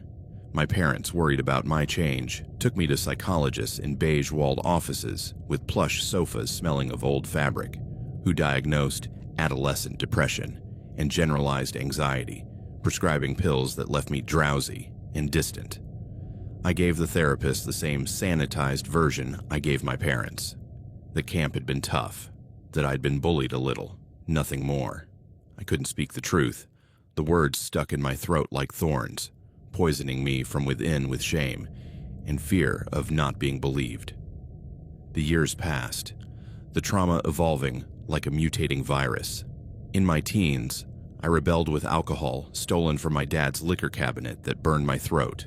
Parties where marijuana smoke clouded my mind but didn't erase the memories. In college, I studied engineering to please my parents, but my relationships failed. Physical intimacy triggered panic attacks that left me hyperventilating in the bathroom. Trust in others, especially authority figures like professors or bosses, was a luxury I couldn't afford, always expecting betrayal.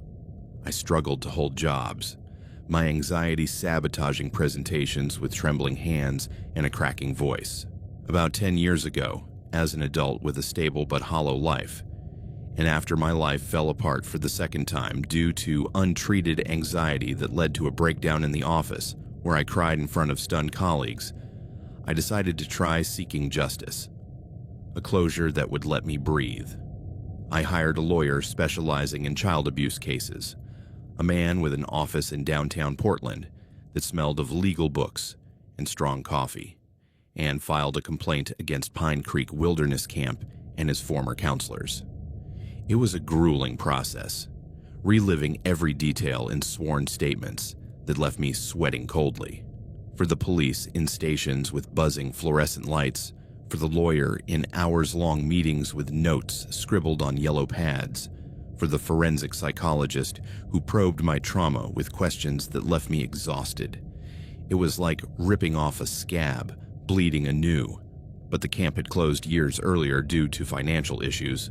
Records were inaccurate or destroyed in a suspicious fire that smelled of a cover-up, and there was no way to find Brad or Chase. They were likely fake names or nicknames used to hide real identities.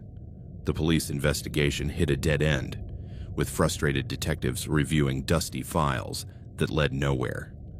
There was no physical evidence, only my word, the memory of a child against the silence of records and the vastness of the forest that kept its secrets. The case was archived with a cold letter stating insufficient evidence, leaving a void in my soul that felt like a black hole. That's the heaviest burden I carry, a weight that stoops my shoulders. Knowing those men are out there, somewhere in the world, perhaps living normal lives with families who love them, respectable jobs where no one suspects their darkness, or maybe continuing their cycle of abuse with new victims in other camps or isolated places. The impunity of their act is the final and cruelest violation, a constant reminder that the world allows monsters to walk free while their victims carry the invisible chains of trauma. I've never been able to fully forget this, the memory a shadow that follows me everywhere, tainting every interaction, every moment of intimacy with a veil of mistrust. I've learned to live with it, to function despite the pain that pierces like thorns, finding some peace in weekly therapy, where I relive fragments in a safe space with a therapist who listens without judgment, in a patient partner who knows my story and holds me through nightmare-filled nights, in hobbies like photography that capture beauty in an ugly world. But the scar is there, an indelible mark. It's the hand that wakes me, sweating in the middle of the night with the imaginary smell of pine, the slab of anxiety I feel in my chest when I see a forest in a movie or smell resin in a park, the emptiness I feel when I recall the innocence stolen from me in Red Pine, a place I now avoid on maps like a bottomless pit. This isn't a ghost story. Ghosts at least are dead and can't hurt you anymore. Brad and Chase are alive, somewhere, breathing the same air as me, perhaps remembering me with a sadistic laugh, or having forgotten me like a discarded toy.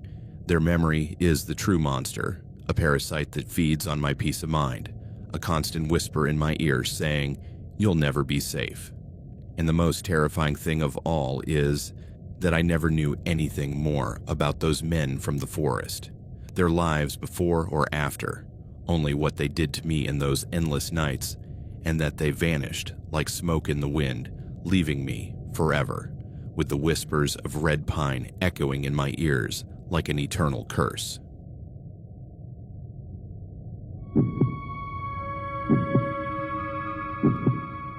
My name is Kevin Mitchell, and I am now 32 years old. I work as a private investigator specializing in missing persons cases, living in a small house on the outskirts of Portland, Oregon. Most people know me as a quiet man, meticulous in my work, someone who dedicates his life to reuniting broken families. What they don't know is why I chose this profession. They don't know that every case I take, every desperate family that crosses my doorstep, every photograph of a missing child I pin to my investigation board is an attempt to redeem the greatest failure of my life. This is the story of Chloe, my younger sister. She was 7 years old when she disappeared in the summer of 1998 in the Great Smoky Mountains National Park. I was 10 years old, and I was responsible for looking after her. It's been 24 years since then, and not a single day has passed without me thinking of her. Her laugh, her obsession with shiny rocks, that electric blue jacket she wore like armor against the world. This is our story. It's my confession, my burden, and my promise that I will never stop searching for her. The Mitchell family had a special relationship with nature that went back generations. My paternal grandfather, Robert Mitchell, had been a ranger in Yellowstone for 20 years before retiring. My father, David Mitchell, grew up among mountains and forests, and though he chose a career as a civil engineer in Pittsburgh, he never lost his love for the wilderness. A man needs to remember where he comes from, my father used to say while packing our camping gear every summer. Before cities, before machines, we were part of the forest. We need to go back home every now and then. My mother, Sarah, had initially been reluctant about these expeditions. Raised in the suburbs of Philadelphia, her idea of nature didn't extend beyond well-manicured city parks. But my father had been persistent during their courtship, taking her on romantic hikes and camping under the stars until she, too, fell in love with the tranquility and vastness of wild spaces. "Your mother taught me to see beauty," my father told me years later, but I taught her to find peace. Our summers followed a sacred ritual. Every year, in early July, my father would pull out topographic maps and spread them across the dining room table. Chloe and I would sit on either side of him as he traced possible routes with a red pencil, explaining the terrain's features, potential dangers, and the wonders we might find. This year, he'd always announce with theatrical solemnity, "We're going to explore uncharted territory." Of course, it was never truly uncharted. My father meticulously researched every destination, consulted weather reports, spoke with rangers, and planned every detail of our adventures with the precision of a military operation. But for Chloe and me, every trip was an expedition into a new world. Chloe was born for these adventures. From the moment she could walk, she showed an insatiable curiosity for everything nature had to offer. At 4 years old, she could identify 5 different types of trees. At 5, she could start a campfire under strict supervision and knew which plants to avoid. At 6, she knew more about wilderness survival than many adults.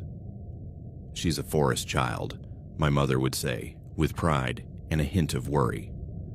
Sometimes I think she'd be happier living in a cabin in the middle of nowhere. I was different, more cautious, more inclined toward books than physical adventures. But Chloe had a way of making her enthusiasm contagious. When her eyes lit up at the sight of a rare butterfly or an oddly shaped rock, it was impossible not to share her excitement. "Kevin," she'd say, tugging at my hand, "come see this." It's magical, and it always was. Through her eyes, a simple spider weaving its web became a fascinating spectacle. A babbling brook was a secret highway for forest fairies. A hawk circling overhead was a guardian sentinel protecting us on our journey. The plan for the summer of 1998 had been in the works for months.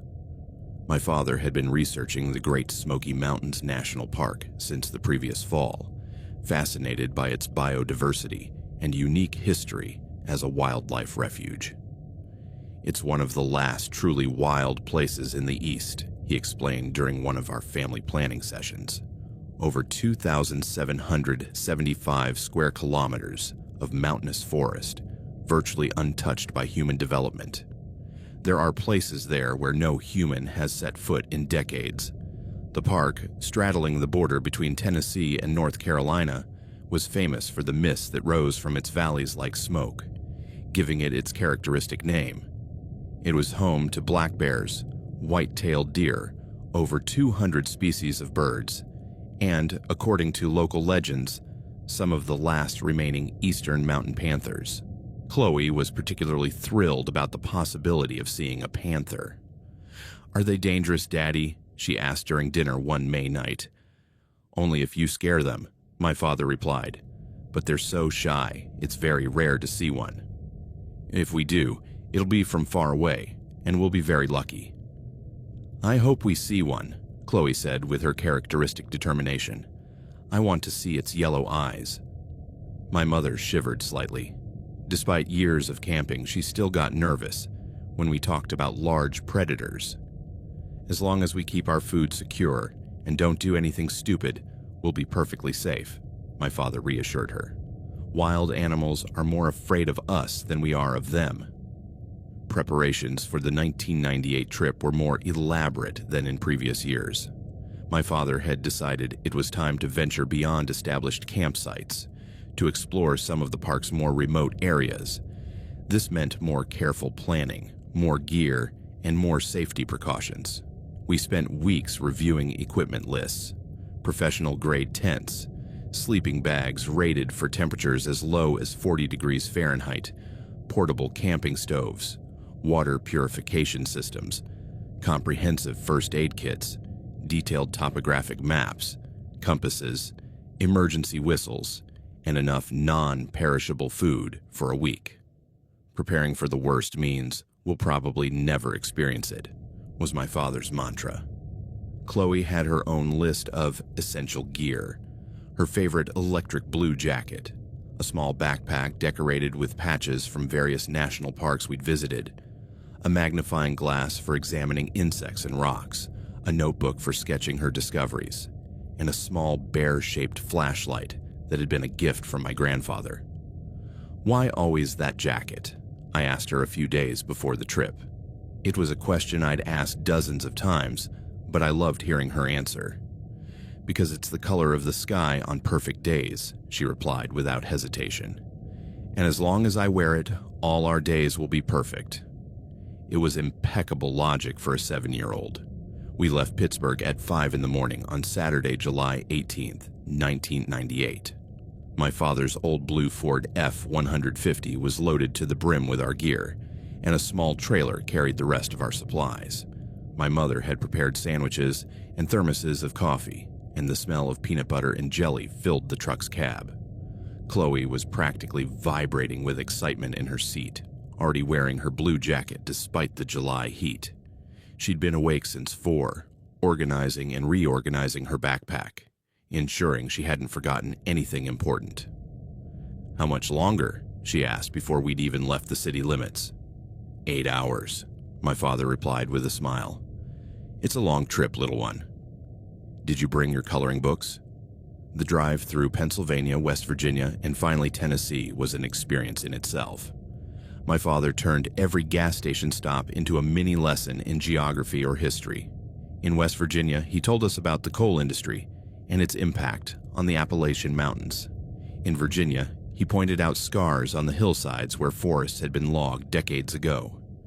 "Nature is resilient," he explained, as we drove through green valleys that had once been the Civil War battlefields.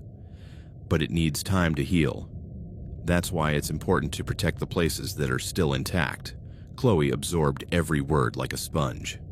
She asked constant questions. Why did they cut down the trees? How long does it take for a new forest to grow?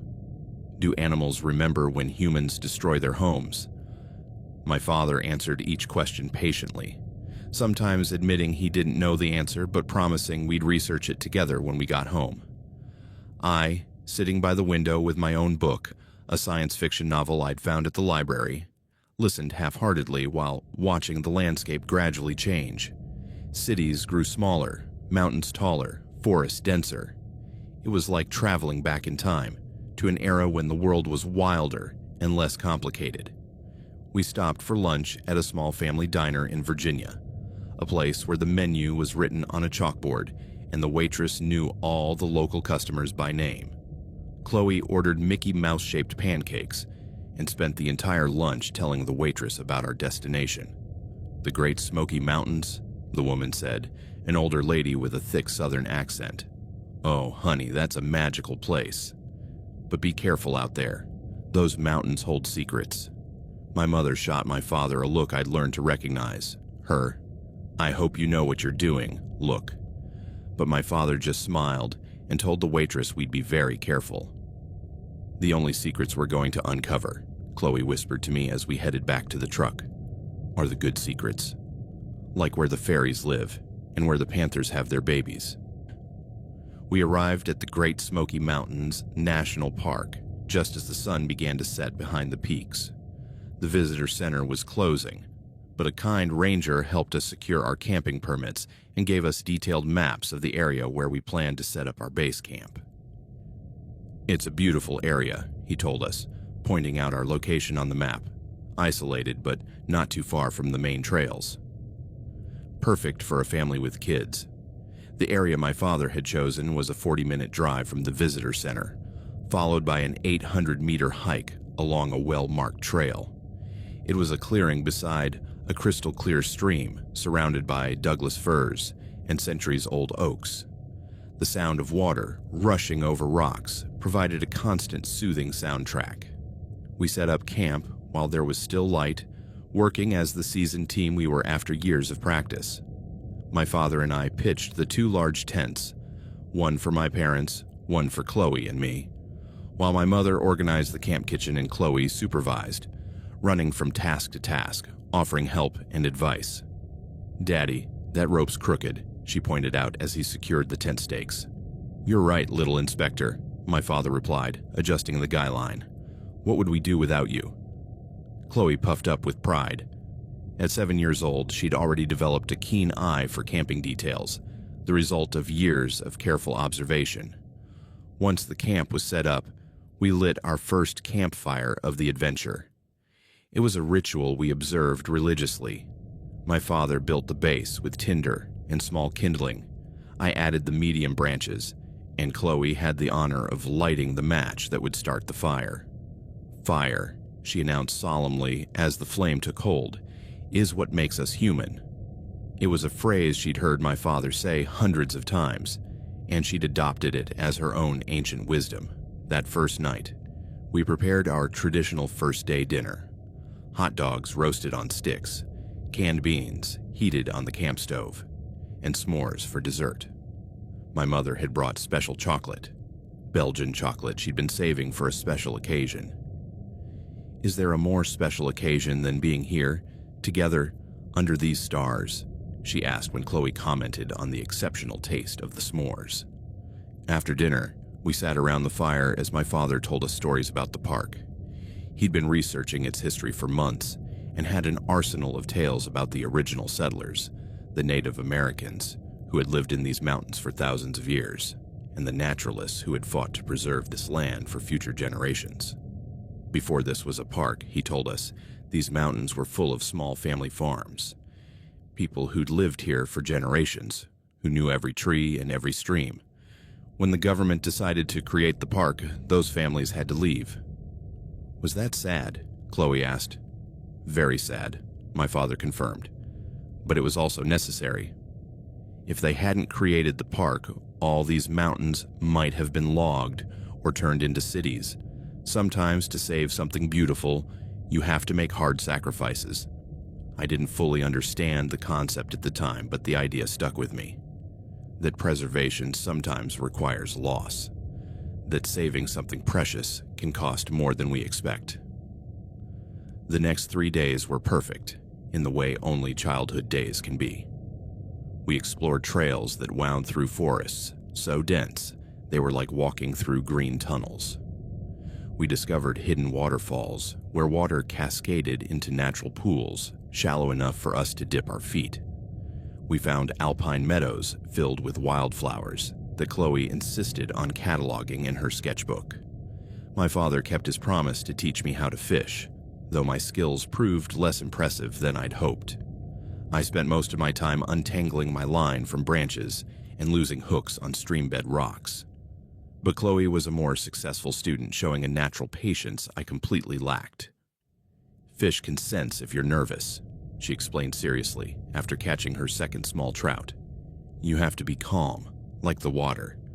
It was profound wisdom coming from someone who lost 3 baby teeth that year. At night, after Chloe fell asleep, my parents and I would stay up by the fire, talking about everything and nothing. My father told me about his job, his dreams of maybe retiring early and opening a guide business for hikers. My mother shared stories of her own childhood, so different from ours, but equally full of love and adventure. "Do you know what I love most about these trips?" my mother asked me on the third night. "What?"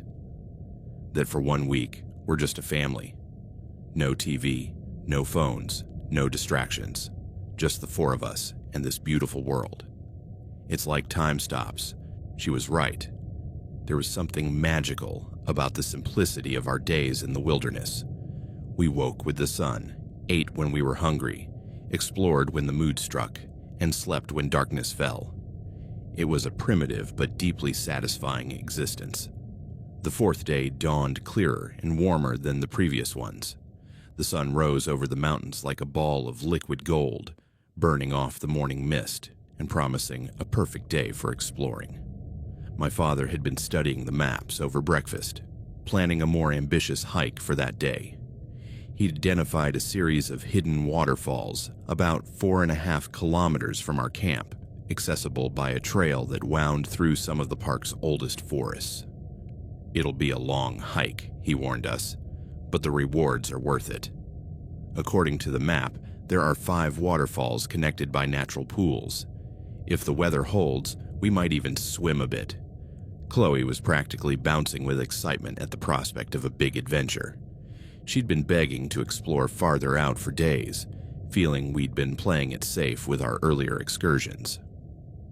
"Can we look for crystals at the waterfalls?" she asked as she packed her backpack with essential supplies: magnifying glass, notebook, colored pencils, and, of course, a bag for carrying any geological treasures she might find. "Absolutely," my father promised. "Waterfalls are great places to find interesting minerals." But when it came time to leave, my mother developed one of her headaches. It was something that happened occasionally, intense migraines that left her sensitive to light and movement. "You guys go," she insisted, lying in the tent with a cool cloth over her eyes. "I don't want to ruin the kids' day." My father hesitated. "We never split up during these trips. It was an unspoken rule. The family stays together." "Are you sure? We can stay here, do something more relaxed." "No," my mother said firmly. "Chloe's been looking forward to this hike all week. You've got enough safety gear for a small army.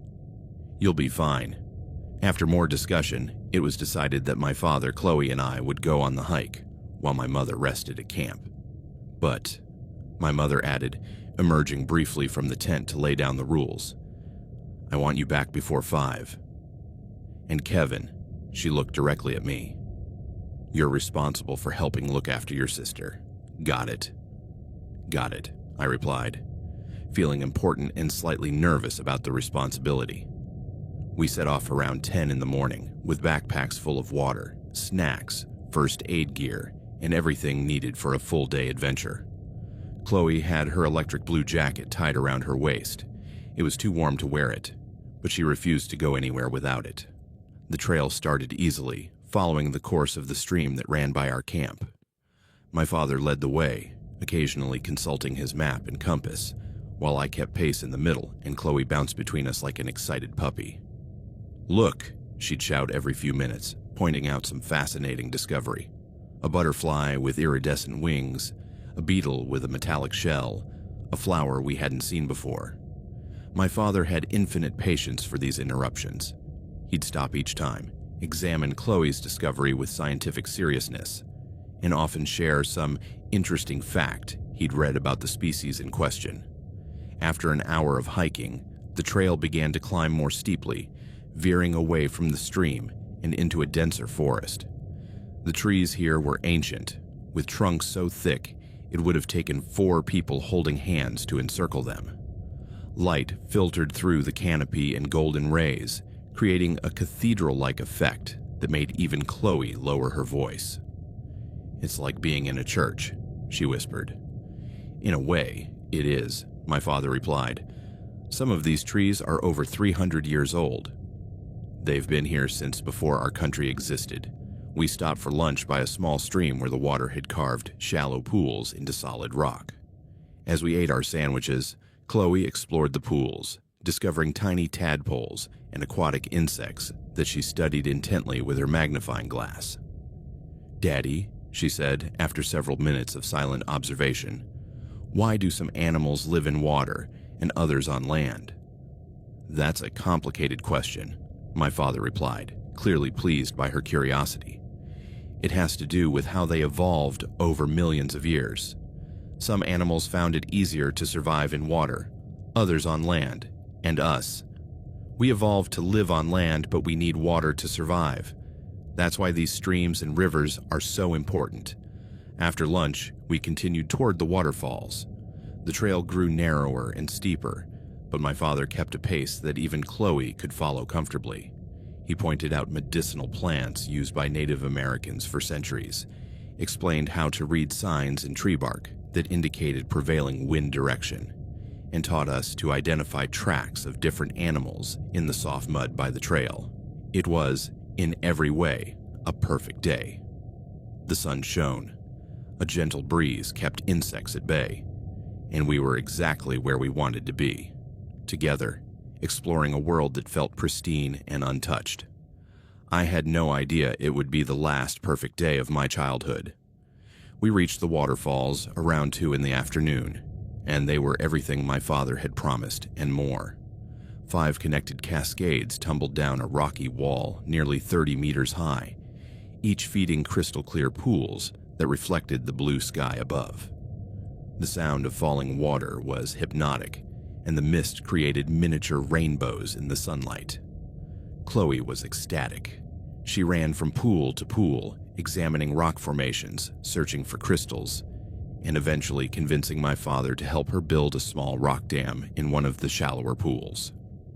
"This is the most beautiful place in the world," she declared, with the absolute authority only a 7-year-old can muster. We spent nearly 2 hours at the waterfalls. My father taught me to identify different types of sedimentary rock, while Chloe filled her specimen bag with an assortment of stones she planned to study later. We even waded into one of the deeper pools, where the water was cold enough to take our breath away, but refreshing enough to make it worthwhile. But good things can't last forever, and around 4, my father announced it was time to start the journey back. "We promised Mom we'd be back before 5, he reminded us, beginning to pack our things. "And the way back always takes longer than the way there." Chloe protested, as expected. She'd found what she was convinced was a genuine quartz crystal and wanted time to search the area more systematically. "Please, Daddy," she pleaded, "just 5 more minutes. Or maybe 10. "You've had 2 hours, my father replied with gentle firmness. "We can come back tomorrow if you want to look for more crystals. But what if someone else finds them before we come back?" It was child logic, but my father had learned over years of parenting that giving in to every "just 5 more minutes" was a recipe for trouble. We packed our backpacks and began the trek back. The first problem was that my father took the wrong trail. It was an understandable mistake. Several trails converged near the waterfalls, and in the confusion of packing up and managing Chloe's protests, he chose one that looked familiar but actually led in a slightly different direction. We didn't realize the mistake for the first half hour. The trail seemed right, and my father was confident in his navigation, but gradually the terrain began to look different. The trees were denser, the trail less defined, and the landmarks he remembered from the way in were absent. "This doesn't look right," he admitted, after consulting his map and compass for the 3rd time in 10 minutes. We were in a small meadow, surrounded by trees, with no clear signs of the correct trail. My father looked more confused than worried, but I could see the growing tension in his shoulders. "Are we lost?" Chloe asked, her voice more curious than afraid. "Not lost," my father replied quickly. "Just temporarily unsure of our exact location." It was my father's diplomatic way of saying yes, we were lost. We spent the next 30 minutes trying to reorient ourselves. My father traced our likely route on the map, identified several possible landmarks, and finally decided our best course of action was to backtrack to the waterfalls and start over. "It's going to be a long day," he muttered, checking his watch. It was nearly 5, and we'd already broken our promise to my mother to return on time. The trek back to the waterfalls took nearly an hour, as we had to walk more slowly to ensure we didn't lose the trail again. Chloe, who had been excited throughout the adventure, finally started showing signs of fatigue. Her steps slowed, her questions became less frequent. "How much farther?" she asked when we reached the waterfalls again. "A bit more," my father replied, but I could see the worry in his eyes. The sun was starting to dip, and he knew my mother would be anxious. This time, my father was extra careful about selecting the correct trail. He consulted the map 3 times, checked his compass, and even marked some trees with his knife to ensure we could find our way if we went wrong again. But fate had other plans. We'd been walking for about 20 minutes when we reached a fork in the trail that my father didn't remember from the way in. He consulted the map again, but the topography was too similar to determine with certainty which was the right route. "I'm going to walk a little way down each trail," he decided, to see which looks more familiar. It was then that Chloe made the discovery that would change our lives forever. "Kevin," she whispered urgently, tugging at my sleeve. "Look." I followed her gaze to a cluster of bushes, about 9 meters off the trail. There, partially hidden among the leaves, was the most beautiful fawn I'd ever seen. It was small, probably born that spring, with long, wobbly legs and huge dark eyes. Its coat had the characteristic spotted pattern of young deer, and it moved with the nervous grace of an animal that knew it might need to flee at any moment. "It's a baby," Chloe whispered with absolute reverence in her voice. The fawn looked at us for a long moment, clearly curious but cautious. Then, as if it had made a decision, it moved slowly away from us, pausing every few steps to look back, as if ensuring we were following. "It wants us to come with it," Chloe said with absolute certainty. "Wild animals don't want humans to follow them," I explained. But even as I said the words, there was something about the fawn's behavior that seemed intentional. My father returned from his trail exploration with a frustrated expression. "Neither one looks definitively right," he reported. "I'm going to have to—" "Daddy," Chloe interrupted, "there's a baby fawn." She pointed to where the animal now stood, still watching us, still waiting. My father followed her gaze and smiled. "Beautiful," he admitted, "but we need to focus on getting back." "But Daddy," Chloe insisted, "I think it wants to show us something." It was the kind of magical thinking you'd expect from a 7-year-old. The belief that forest animals were willing allies to lost humans. On any other day, my father would have used this as a teaching opportunity about real animal behavior versus fairy tale fantasies. But we were lost, it was getting late, my mother would be worried, and my father was under pressure. When the fawn moved a bit farther and stopped again, looking back as if waiting for us to follow, something in my father gave way. "You know what?" he said, with the kind of spontaneity that had made our family adventures so special. "Let's follow it a bit, just to see where it goes. Maybe it'll lead us to a trail I recognize." It was a rationalization, and we all knew it. But Chloe was so excited at the prospect of a real adventure with a wild animal that her joy was contagious. "Yes," she exclaimed, starting to follow the fawn before my father could change his mind. "Wait," my father called. "We stay together. And if we lose sight of the trail, we turn back immediately." So began our chase after the fawn, a decision that seemed magical and innocent at the time, but would lead us straight into a horror none of us could have imagined. The fawn was a cunning guide. It moved slowly enough for us to keep up, but fast enough to keep us focused on following rather than on our surroundings. We passed through terrain that grew gradually denser, wilder, farther from any marked trail. "How long have we been following it?" I asked, after what felt like hours, but was probably only 20 minutes. My father checked his watch and frowned. "Too long. Time to turn back." But when we turned to retrace our steps, we faced the problem I'd been dreading. Every tree looked the same. The path we'd followed was essentially invisible, more a series of open spaces between trees than an actual trail. "Which way did we come from?" Chloe asked, noticing for the first time that we might have a problem.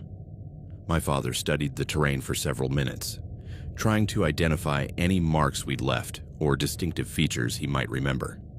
But the forest was densely uniform, and our passage had been too light to leave clear tracks. "I think it was this way," he said finally, pointing in a direction that looked no more familiar than any other. We started walking, but after 10 minutes, it was clear we were guessing. The terrain didn't look familiar, and every direction we took seemed to lead us deeper into the forest rather than toward safety. It was then that my father made the decision that would save our lives, though we wouldn't know it until much later. "We stay here," he announced, stopping in a small clearing. "We stay right here. We don't move anymore." "Why?" I asked. "Because the number one rule when you're lost is to stop moving. Every step you take when you don't know where you're going potentially takes you farther from safety." He pulled out his emergency whistle and began blowing the standard pattern. 3 long blasts, pause, 3 long blasts. "Mom will get help when we don't come back," he explained. "Search teams will be looking for that whistle pattern specifically." It was solid logic, the kind of survival preparedness he'd been teaching us for years. But for Chloe, the reality of being lost in the forest was finally sinking in. "Are we going to sleep here?" she asked, her voice growing small. "Let's hope not," my father replied. "But if we have to, we'll be okay. We have water, some snacks, and enough gear to stay safe for one night."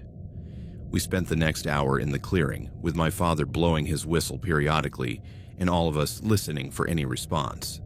Chloe had grown quiet, curled up against my father with her blue jacket now on against the growing chill of the evening. It was during one of these quiet periods that we heard the footsteps.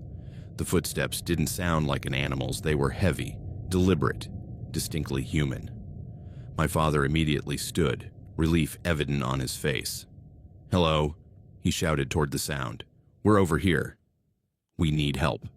The footsteps paused for a moment, then resumed, coming closer to our clearing. My father kept shouting, guiding whoever it was to our location. It was Chloe who saw him first. She was looking toward the edge of the clearing when her body tensed against mine. "Kevin," she whispered, "that man looks weird." I followed her gaze and saw what had caused her reaction. A man was emerging from the trees, but something about him immediately put me on edge. He was of medium height, but sturdy build, dressed in work clothes that had seen better days. A red and black checkered flannel shirt, stained work pants, heavy boots that explained the sound of his steps. He carried a large worn backpack, but what bothered me was his demeanor.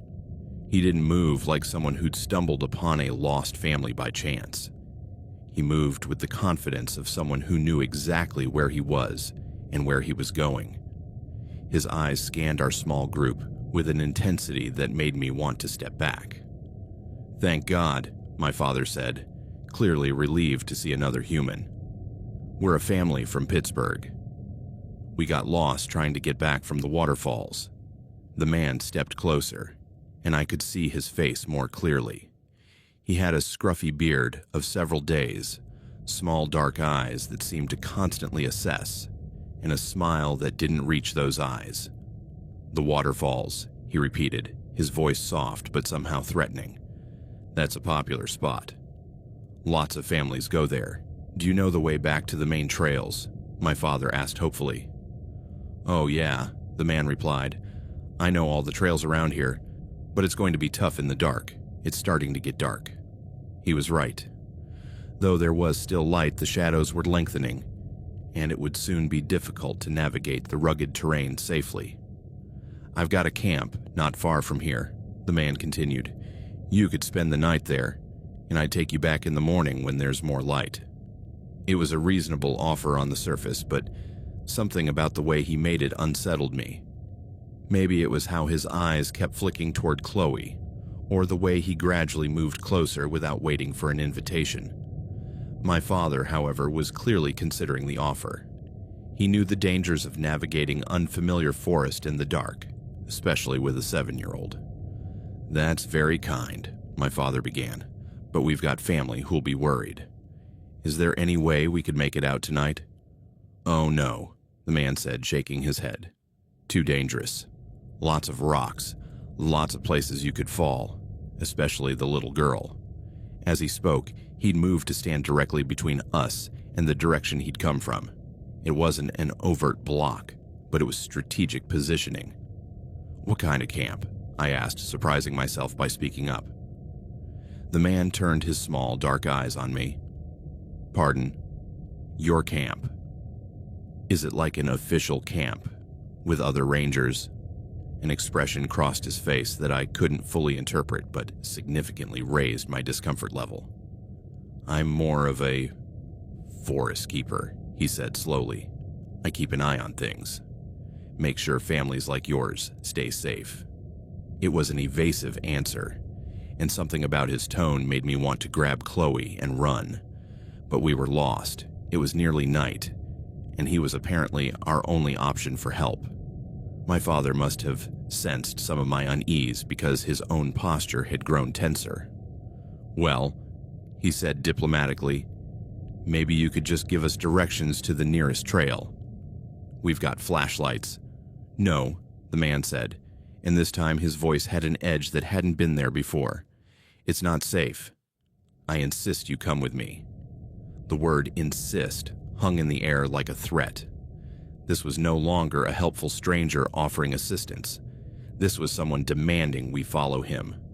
Chloe must have sensed the shift in atmosphere, because she pressed harder against my leg. Her small hand found mine and squeezed. "I really appreciate the offer," my father said, now clearly trying to de-escalate, "but I think we're going to try to find our own way." The man smiled, but it was a cold smile with no warmth. "I'm afraid that's not going to be possible," he said, and that's when I saw his hand had been resting on something strapped to his belt. It wasn't exactly a weapon, but it was a large knife, the kind hunters use for skinning animals. My father saw it too because he immediately stepped back, pushing Chloe and me behind him. "Look," he said, his voice staying calm but with a new tone of urgency. "We don't want any trouble. We just want to get home to our family. And I want to help you," the man replied, taking a step toward us. "That's why you're going to come with me." Now his hand moved to the knife's handle, and the implied threat became explicit. "Daddy," Chloe whispered, and the fear in her voice broke my heart. "It's going to be okay, baby," my father murmured, not taking his eyes off the man. "Kevin," he said without turning to me, "I want you to take your sister's hand." I did, feeling her tremble. "Now," he continued, speaking slowly and clearly, "when I count to 3, I want you to run. Straight back into the trees. Don't look back, don't stop, just run." "What?" the man asked, clearly hearing my father's instructions. "1, my father said. The man took a step forward, his hand now firmly on the knife. 2. "No," the man shouted, starting to move toward us. 3. What happened next unfolded in slow motion and warp speed at the same time. My father lunged at the man, not to attack, but to block him, to give Chloe and me time to escape. I grabbed Chloe's hand, and we ran toward the trees as my father had instructed. But Chloe was small, and the terrain was rough, and the man was faster than my father had anticipated. I heard, struggling behind us, my father's voice yelling, "Run! Keep running!" And then a sound that would echo in my nightmares forever. My father screaming in pain. I turned back instinctively, breaking his instructions, and saw the man standing over my father, who was on the ground clutching his arm. There was blood. "Daddy!" Chloe screamed, stopping and starting to run toward him. "No!" I managed to yell, grabbing her and pulling her toward the trees, "or we have to run." The man saw us and started to pursue, but he now had to choose between following us or dealing with my injured father. In that moment of hesitation, Chloe and I reached the tree line. "This way," Chloe shouted, pulling my hand to the right. I didn't think. I just followed. We ran through the trees, branches whipping our faces, roots trying to trip us. Behind us, I could hear the man shouting something, but I couldn't make out the words over the sound of my own heartbeat. We ran for what felt like hours. Chloe, despite her short legs, kept a pace that surprised me. Her blue jacket glowed among the trees like a guiding star, keeping her visible even as the terrain tried to separate us. Finally, when my lungs were burning and my legs felt like jelly, we stopped in another small clearing. We were both panting too hard to speak, so we sat in silence, trying to catch our breath and listening for any sound of pursuit. The forest had fallen into the silence of twilight. No sounds of heavy footsteps, no shouting voices, just the soft rustle of wind in the leaves and the distant pounding of our hearts. "Is Daddy okay?" Chloe whispered finally. I didn't know how to answer. I'd seen blood, heard the scream of pain, but I didn't know how bad the injury was. "Daddy's strong," I said, because it was the only thing I could say. "He's going to be okay." "Will he come find us?" "Yes," I lied. "But until then, we have to take care of each other." Chloe nodded solemnly. Despite being only 7, she seemed to understand the gravity of our situation. "Do we know where we are?" she asked. I looked around the clearing, hoping to recognize some feature, some landmark that might give us a clue about our location. But once again, every tree looked the same, and our flight had taken us even deeper into unfamiliar territory. "Not exactly," I admitted. "But we know if we keep walking, we'll eventually find a trail or a road." It was more hope than knowledge, but Chloe seemed to find comfort in my feigned confidence. As the light faded, I started to face the reality that we might have to spend the night in the forest.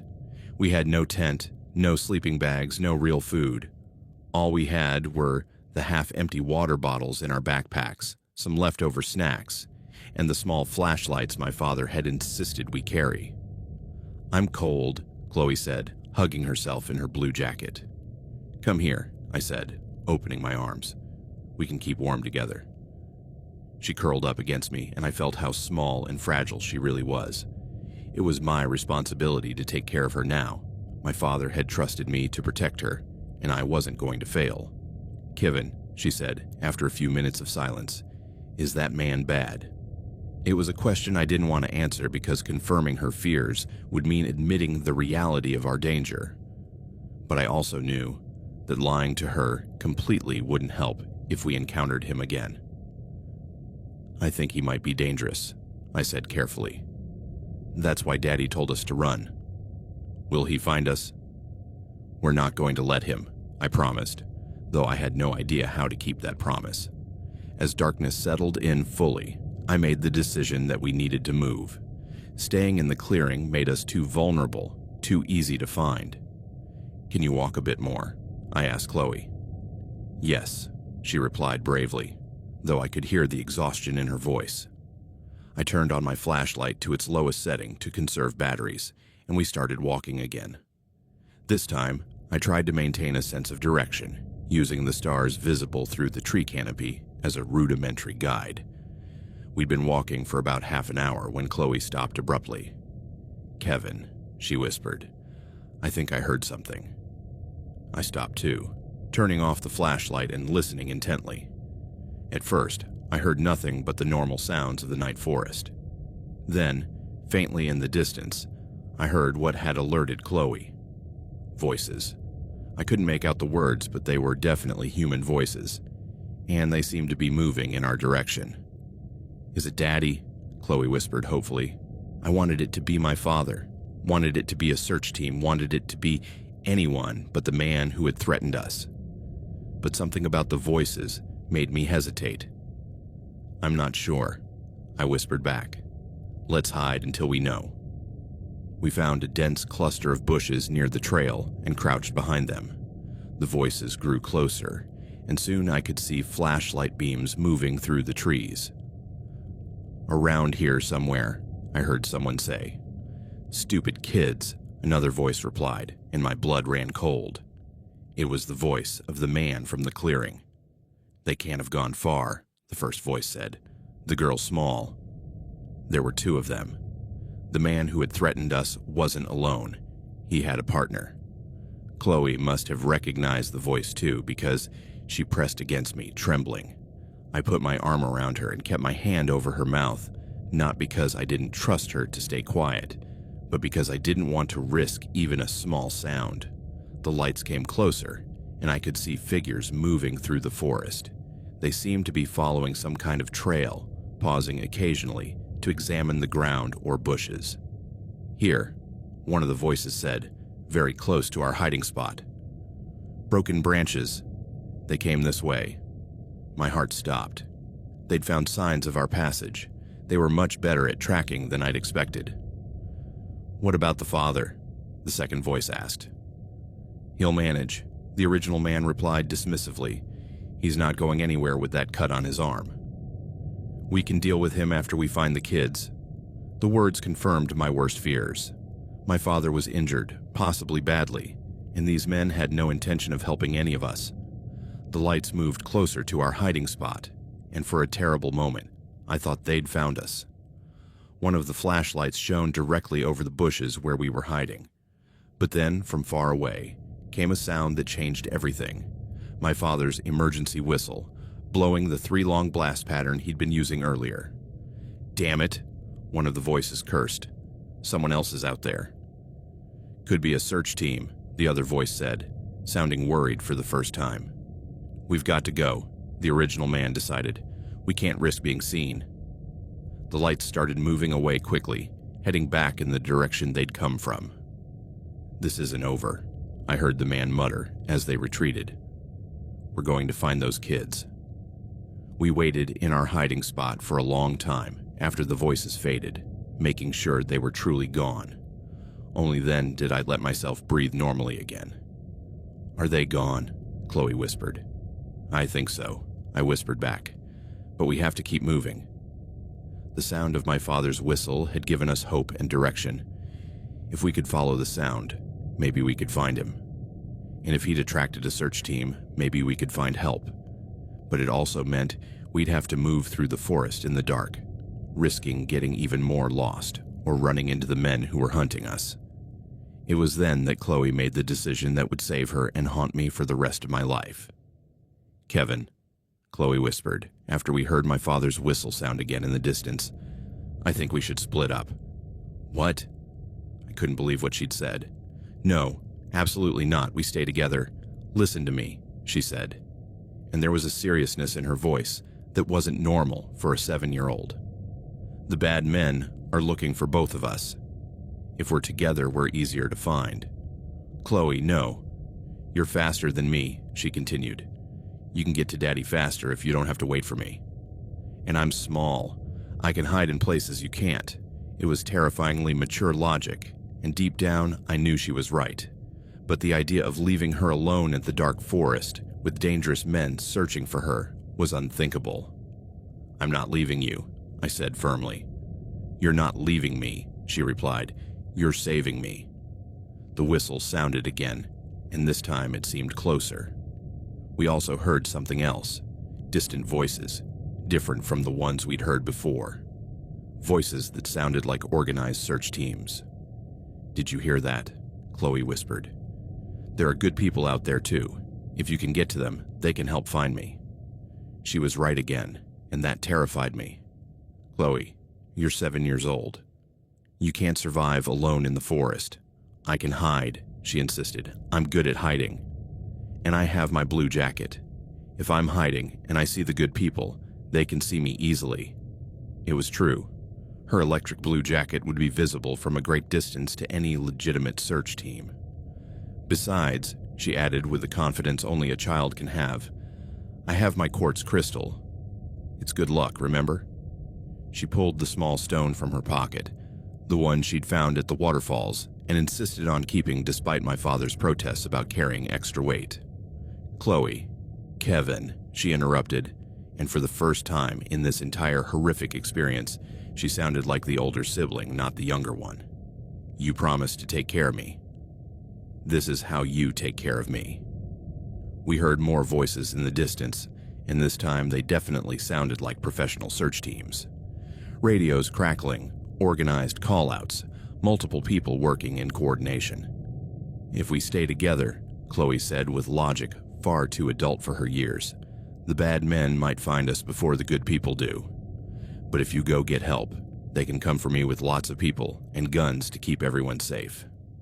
It was a solid plan, tactically sound, and utterly impossible for me to accept emotionally. "I can't leave you," I repeated, but my voice sounded less convincing even to me. "You're not leaving me," she said again. "You're saving me." We heard my father's whistle again, definitely closer now, and mixed with it, the voices of what sounded like a large, well-organized search team. "Look," Chloe said, pointing toward where the sounds were coming from. "Daddy's okay. He's calling for help, and help is coming. If you can get to them, they can find me. And if I can't find you again, you'll find me," she said with absolute certainty. "I'm your little sister. It's your job to find me when I get lost."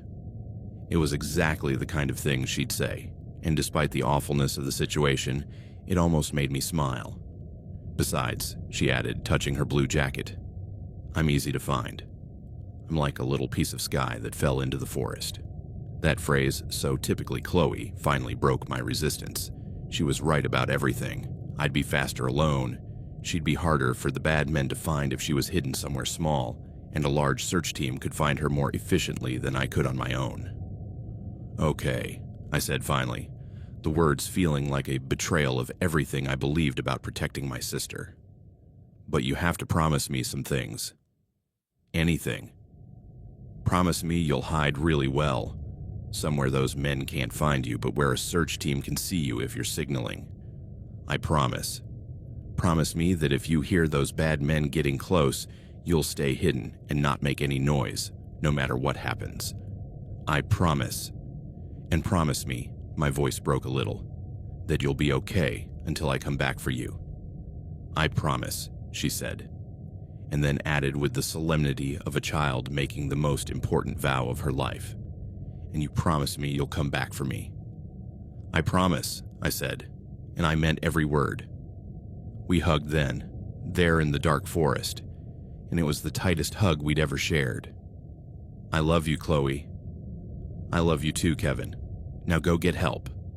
The last image I had of my sister was her small figure in the electric blue jacket, standing in a small patch of moonlight filtering through the trees, waving as I moved away toward the sounds of the search teams.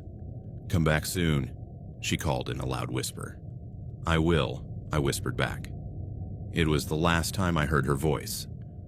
The walk toward the sounds of the search team was the longest of my life, though it probably took only 30 minutes. Every step I took carried me farther from Chloe, and every second that passed filled me with more doubts about the decision we'd made. But she was right about one thing. I was much faster on my own. Without having to match my pace to a 7-year-old's, I could move more quickly through the rough terrain, using my flashlight more freely because I no longer had to worry about signaling our location to the men pursuing us. The sounds of the search team grew clearer as I approached. Radios, organized voices, the rustle of many people moving through the forest with purpose, and occasionally, the familiar sound of my father's whistle. Finally, I saw lights through the trees, many lights moving in coordinated patterns that screamed professional organization. "Help!" I shouted, running toward the lights. "Help! I'm here." Immediately, several flashlights turned toward me, and I heard voices shouting coordination. "We've got one. Over here. The kid's here. Medic to Sector 3. Within seconds, I was surrounded by adults in uniform, rangers, emergency medical personnel, even what looked like police officers. They brought me to the center of their operation where I found my father sitting on a rock, with his arm bandaged, talking urgently, with a man in uniform who was clearly in charge. "Kevin, my father shouted when he saw me, leaping from the rock and ignoring the protests of the paramedic who'd been tending his wound. Thank God. Where's Chloe? She's hidden, I said quickly. She's safe, but there are bad men looking for her. 2 of them. They have a knife. The officer in charge, introduced to me as Chief Ranger Morrison, immediately shifted into crisis mode. Where is she exactly? He asked. I don't know exactly, I admitted, feeling instantly guilty. We split up so I could find you faster. You split up? My father looked at me in horror. Kevin, why? It was her idea, I explained quickly. She said she'd be safer hidden, and I'd be faster to get help. Morrison nodded. Smart thinking for a young girl. Which direction? I pointed toward where I'd come from, trying to recall as many landmarks as possible. What's she wearing? One of the other rescuers asked. An electric blue jacket, I said. It's really bright. You'll see it easily if she's signaling. Good. That'll help. Morrison immediately began organizing search teams. They had dogs, night vision equipment, and enough people to cover a large area quickly. What about the men who threatened you? My father asked. Describe them, Morrison said. I told them everything I could remember about the 2 men, their appearance, their voices, the fact that they seemed to know the area well, the way they'd tracked our movements. Probably locals, Morrison muttered. They know the terrain better than we do. Does that mean they'll find Chloe before you do? I asked, panic rising in my voice. Not if we can help it, Morrison replied. We have advantages they don't. Numbers, equipment, training, and your sister's smart. If she's hidden well, we'll find her before they do. The next 4 hours were a hell of waiting and false hope. The search teams fanned out through the forest in coordinated patterns, following the general direction I'd indicated. I listened to them on their radios, reporting progress, following leads, finding signs of passage, but no Chloe. We've got blue fabric caught on a branch in Sector 5, one team reported around midnight. My heart leapt, but it turned out to be a small piece of cloth from her jacket, likely torn off as she ran through bushes. At least we know she passed through here, Morrison said, trying to be encouraging. But to me, the torn fabric was ominous. Had she been hurt? Had she been running in such a panic that she didn't notice her jacket tearing? At 2 a.m, they had the first confirmed sighting of the men who'd threatened us. 2 males, matching descriptions, Sector 8, crackled the radio, moving fast, avoiding contact. Are you following them? Morrison asked. Negative. They scattered when they saw us, but they were definitely looking for something. Looking for Chloe. By dawn, they'd covered a huge area without finding any trace of my sister beyond that small piece of blue fabric. The dogs had lost her scent at a rocky stream, and the search teams had found multiple possible hiding spots, but no signs of recent occupation. Is it possible she moved?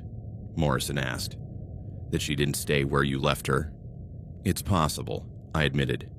If she heard those men getting close, she might have run. Or, my father added, his voice tight, they might have found her. It was the possibility we'd all been avoiding voicing, but that loomed over the entire search operation. If they'd found her, Morrison said, we'd have heard something. A struggle, screams, something. The forest was full of our teams all night, unless... My father didn't finish the sentence, but we all knew what he was implying. No, I said firmly. She's alive. She's hiding, and we're going to find her. But as the sun rose higher and more teams reported searched areas with no success, that certainty began to crumble. The discovery came on the 3rd day of the search, and it wasn't what any of us expected.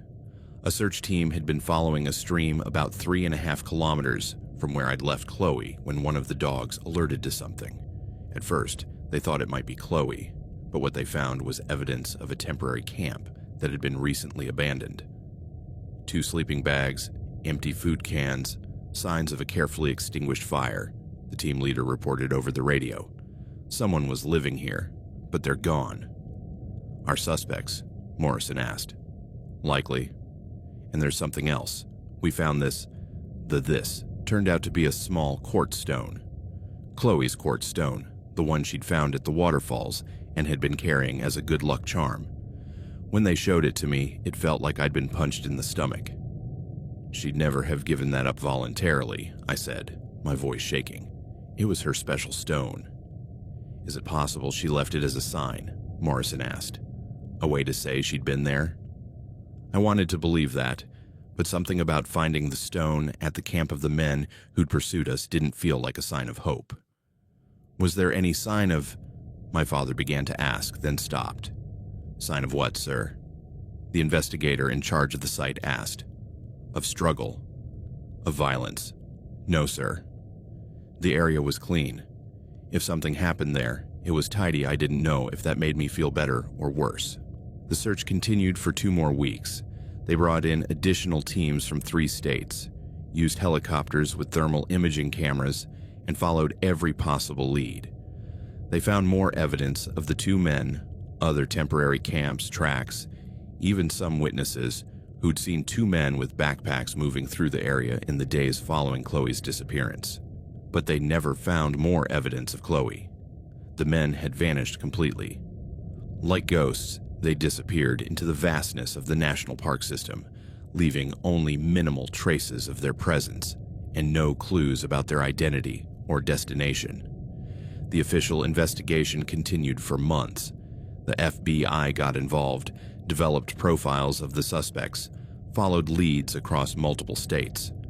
But without names, without identification, without reliable witnesses, they had little to go on.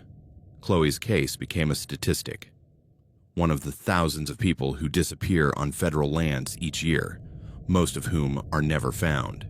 But for our family, it wasn't a statistic. It was the end of the world. It's been 24 years since that day in the Great Smoky Mountains. 24 years since I last saw my 7-year-old sister in her electric blue jacket, promising me I'd come back soon to find her. It's a promise I've been trying to keep every day since. My career as a private investigator, specializing in missing persons, was no accident.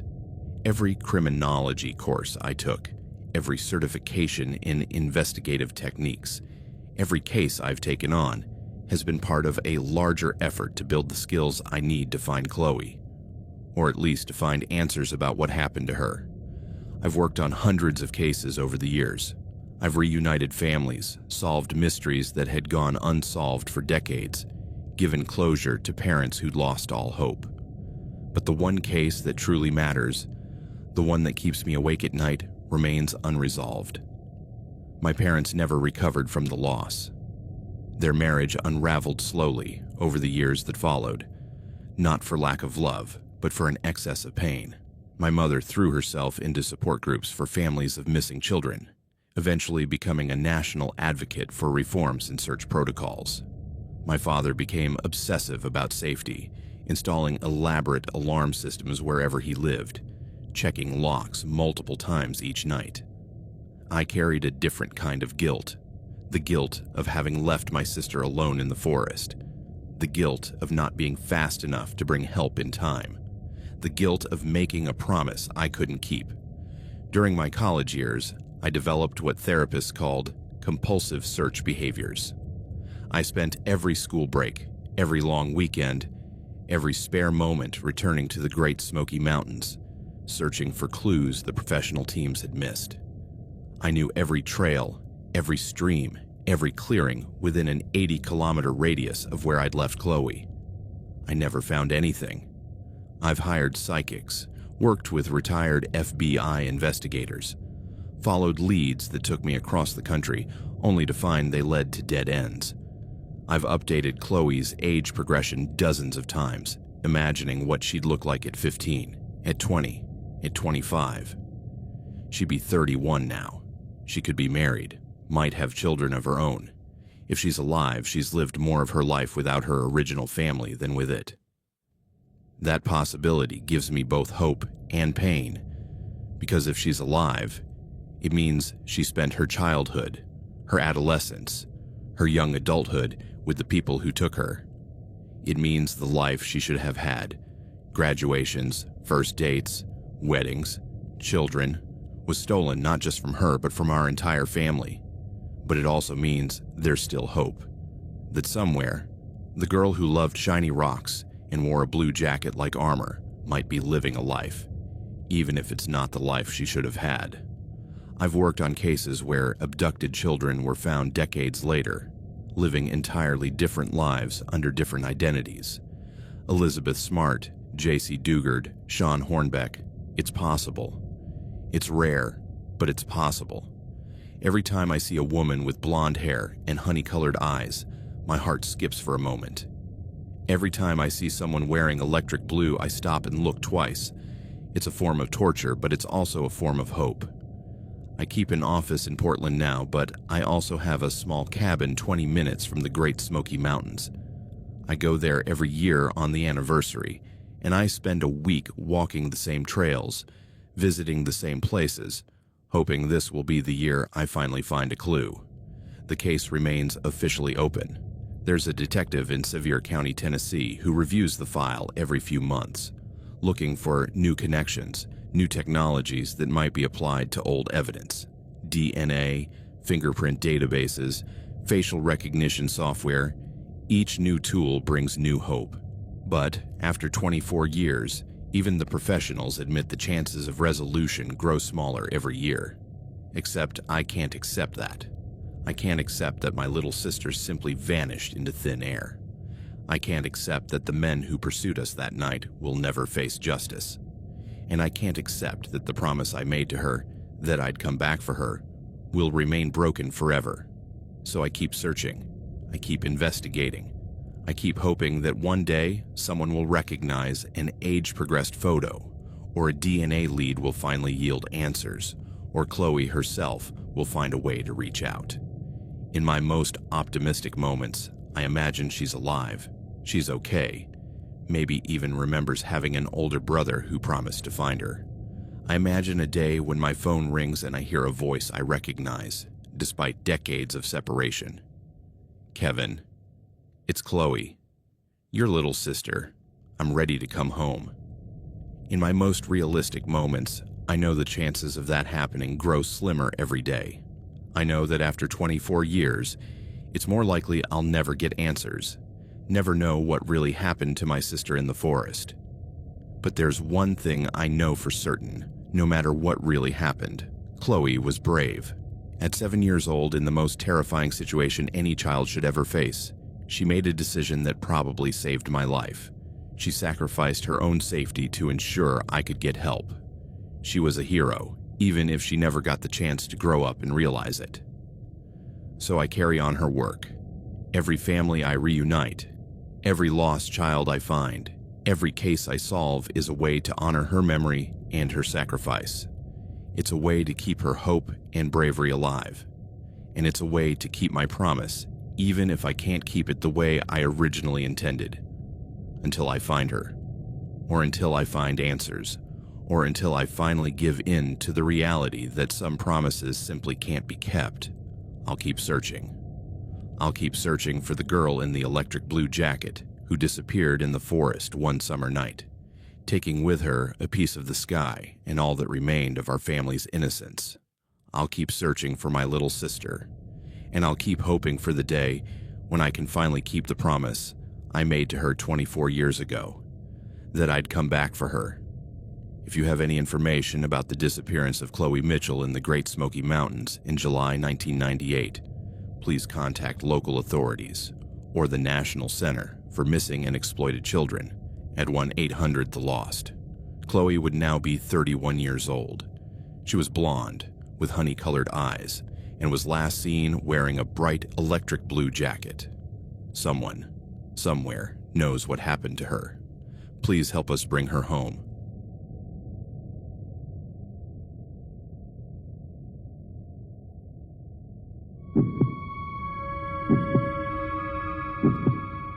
There's always a sound, a smell, or a simple sensation that takes you back to the place you fear most. For most people, it might be the screech of brakes evoking a forgotten accident, or the scent of a perfume that transports you to a lost love. For me, it's the smell of pine warmed by the sun and the crunch of dry branches underfoot. It's the feel of damp earth and fresh moss, Above all, it's the distant sound of a river, that constant bubbling murmur that should be synonymous with peace, but for me, is the soundtrack of the nightmare that took a part of me, literally. More than 20 years have passed, but the memory doesn't fade. It compacts, becoming a heavy, polished slab I carry every day, not just in my left leg, which is made of titanium and plastic, but somewhere deeper, in the very core of my bones. My name is Henry, and this is the story of the summer camp that should never have been. The story of how an ordinary, terribly real man taught me that the most terrifying monster doesn't live under the bed, but can walk beside you in broad daylight, with a smile and a rope in his pocket. It all began in the spring of 1985, when I was 12 years old and life seemed an orderly set of predictable routines. I lived in Fairview Heights, a quiet suburb of Ohio where two-story houses lined tree-shaded streets, and the biggest problems families faced were deciding which TV show to watch on Friday nights.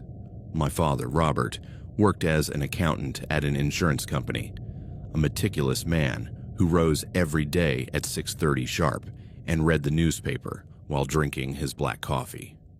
My mother, Susan, was an elementary school teacher, a gentle woman with light brown hair who always smelled of chalk and the floral perfume worn by respectable ladies in our neighborhood.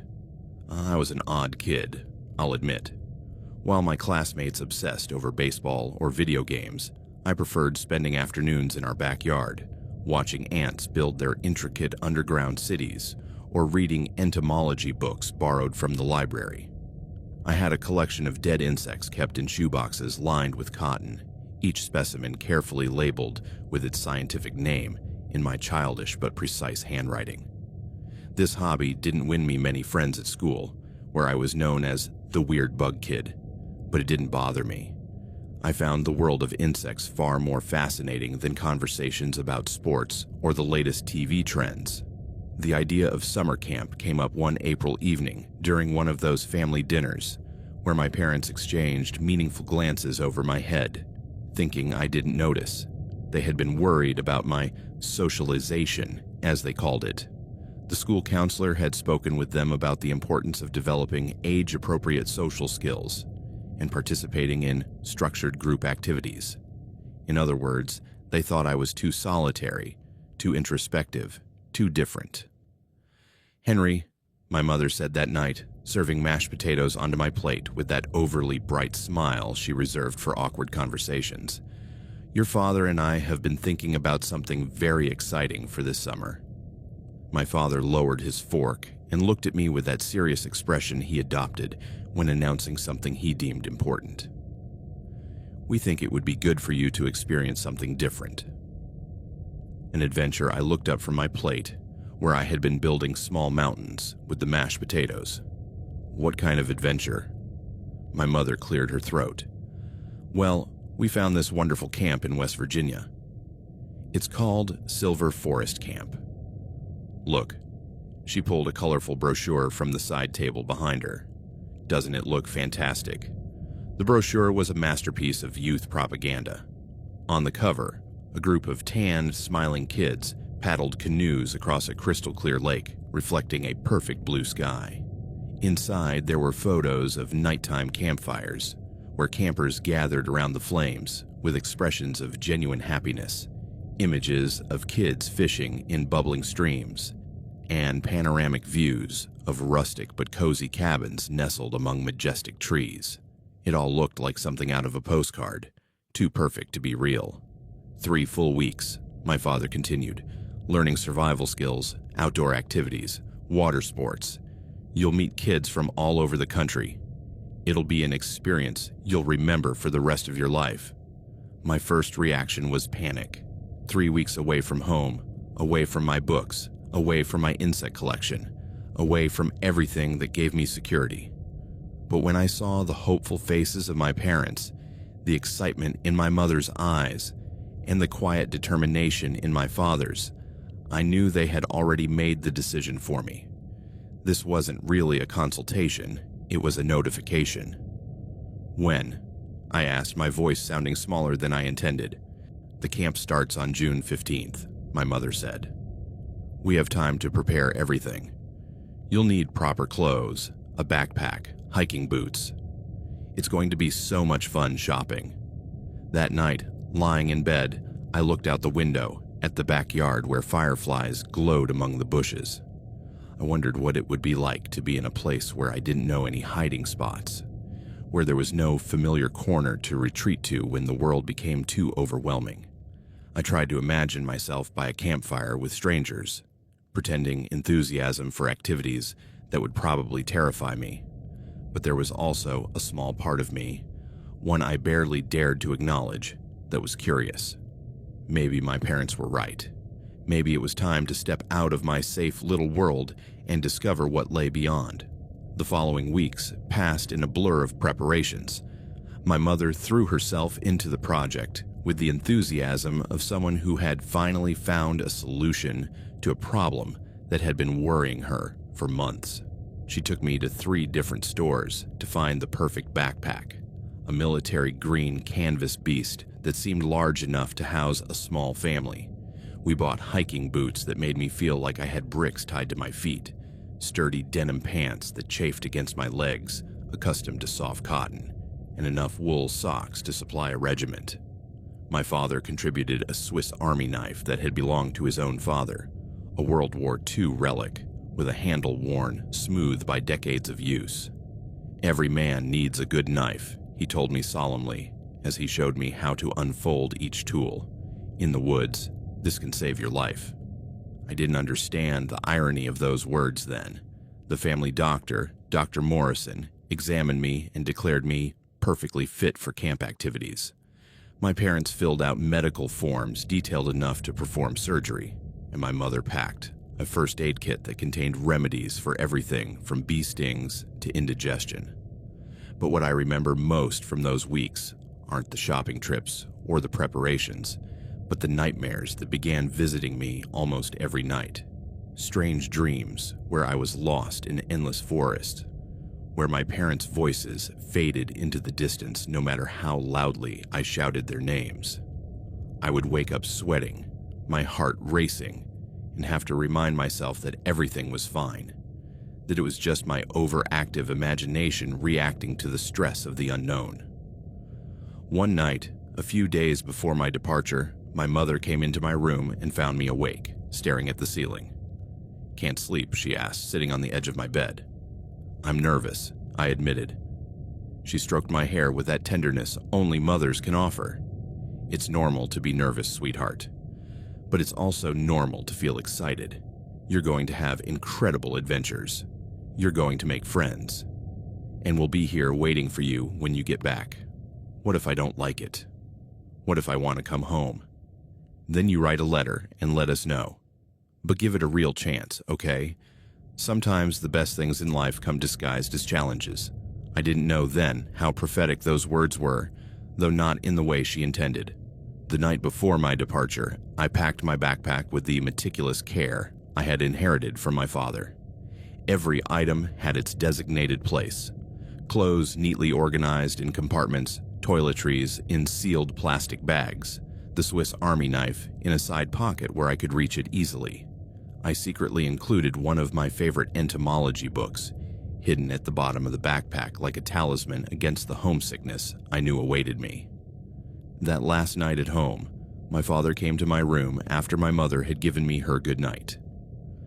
"Son," he said, using that voice he reserved for man-to-man talks, "I want you to know I'm proud of you.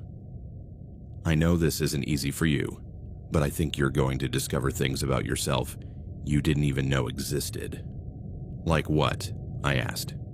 "Strength, courage, the ability to adapt when things get tough." He paused, as if carefully choosing his next words. "The world can be a harsh place, Henry, but it can also be wonderful, and the only way to find out which one is stronger is to go out and face it." I couldn't sleep that night.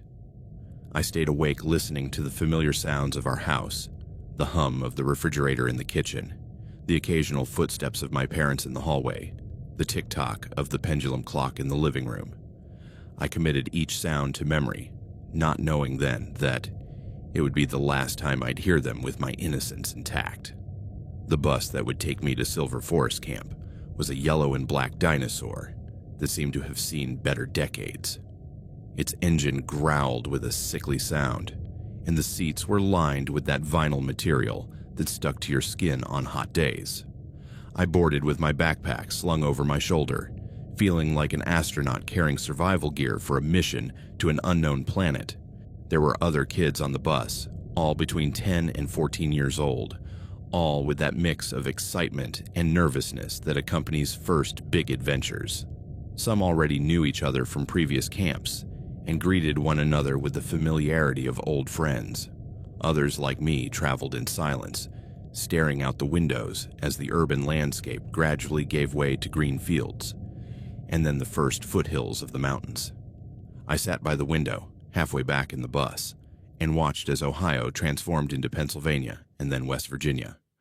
The landscape grew wilder with every mile, the hills steeper, the forest denser. Houses became spaced out until they turned into isolated farms, and then even those disappeared, replaced by an unbroken expanse of green trees stretching to the horizon. The boy who sat next to me was named Tommy, a skinny redhead from Chicago who couldn't stop talking about all the activities he was looking forward to. "Did you know they have a 15-meter climbing wall?" he asked, his eyes gleaming with excitement. "And they teach real archery. My older brother came here 3 years ago and says it's the best camp in the country." I nodded politely but kept my attention split between Tommy's words and the scenery passing by the window. There was something about the growing vastness of the forest that unsettled me. At home, nature was tamed. The backyard, the neighborhood park, trees planted in neat rows along the streets. This was different. This was nature in its raw, untamed form. The driver, an older man with a gray beard and tattooed arms, occasionally shouted information over the roar of the engine. "In 30 minutes, we'll be in the mountains proper," he announced as we passed a sign indicating we were entering the Monongahela National Forest. "Wait till you see what's waiting for you." As we climbed winding roads that grew narrower, I began to grasp the true scale of the place where I'd spend the next 3 weeks. The forest stretched in every direction, an unbroken green carpet of oaks, maples, and pines covering mountains whose peaks vanished into the mist. Occasionally, we'd see a clearing with a house or a farm, but these grew rarer until they disappeared entirely. "There it is," the driver shouted as we rounded a particularly sharp curve. Through the front windshield, I saw Silver Forest Camp for the first time. It was nothing like the paradise depicted in the brochure. It was much larger than I'd imagined, a temporary town of dark wooden cabins and utilitarian buildings scattered across a clearing carved into the heart of the forest. A lake stretched out in the center, but it wasn't the crystal clear mirror of the photographs. It was a dark body of water reflecting the overcast sky like a polished metal surface. The bus stopped with a screech of brakes in what seemed to be the camp's central plaza. We were immediately surrounded by a group of young counselors, most of them seemingly college students, all with that boundless energy and overly bright smiles that seemed to require conscious effort to maintain. "Welcome to Silver Forest Camp," shouted a blonde young woman with a t-shirt proclaiming Staff 1985 in red letters. "I'm Jessica, the activities coordinator. We're so excited to have you here." We disembarked in single file, each carrying our gear. The mountain air was cooler than I expected, with a damp edge that spoke of recent rains. It smelled of pine, wet earth, and something else I couldn't identify then, the musky, primal scent of a forest that had existed long before humans arrived to disrupt its silence. We were divided into groups by age and assigned cabins. Mine was a rectangular log building with 4 bunk beds and a small wood stove in the center. My cabin mates were Mark, a stocky boy from Pennsylvania who immediately claimed the top bunk by the window, Kevin, a nervous small kid from New York who seemed even more out of place than I did, and David, who had that natural air of confidence some kids develop early, instantly making him our unofficial leader. After unpacking, we were gathered in the main dining hall for orientation. The camp director, Mr. Hawthorne, was a burly man in his 50s, with a carefully trimmed beard and eyes that gleamed with what seemed like genuine enthusiasm for what he did. "Boys," he began, his voice carrying easily across the wooden building, "for the next 3 weeks, this forest will be your home. You'll learn skills humans have used for thousands of years to survive and thrive in the wild. You'll learn about respect for nature and for each other, and you'll learn about yourselves." He paused dramatically, his gaze sweeping over our young, expectant faces. "But above all, you'll learn that you're capable of far more than you think. The forest has a way of showing a man what he's truly made of." I didn't know then how prophetically terrible those words were. The first few days at camp passed in a blur of new and overwhelming activities. Every morning began with a siren blaring at 6 sharp, followed immediately by enthusiastic shouts of "Rise and shine, champions!" from counselors who seemed incapable of modulating their energy to anything below extremely excited. The activities were carefully scheduled to keep 60 boys busy from dawn to dusk.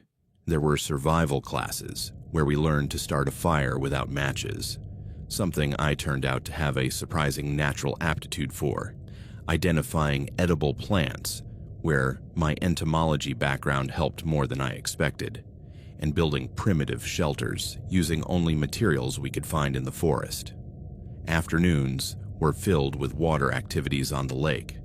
I learned to paddle a canoe, though my first experience ended with Kevin and me completely soaked after capsizing 10 meters from shore.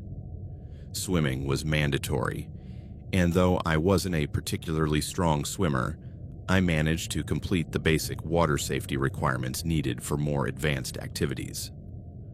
Archery turned out to be a revelation. There was something about the focus it required, the need to block out everything else and zero in on the target, that resonated deeply with me. While other boys struggled to keep their arrows within the general area of the target, I consistently managed to hit close to the center. The archery instructor, a young man named Brad with muscular arms and an easy smile, noticed my progress. "Hey, Henry," he said after a particularly good session, "you've got a natural eye for this. Have you considered joining the camp's competitive team?" The idea thrilled me in a way I hadn't anticipated. For the first time since arriving, I'd found something I wasn't just not terrible at, but something I might actually excel in. My cabin mates also turned out to be better company than I'd expected. Mark, despite his initial obsession with talking about baseball stats, had a dry sense of humor that made me laugh. Kevin, once he got over his initial nervousness, revealed an encyclopedic knowledge of sci-fi movies that rivaled my own knowledge of insects. And David, though sometimes domineering, had a natural leadership quality that kept the group running smoothly. The evenings were my favorite part.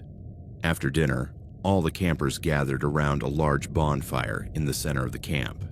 Counselors took turns telling stories, some funny, some educational, and occasionally, when the mood was right, some that were genuinely creepy.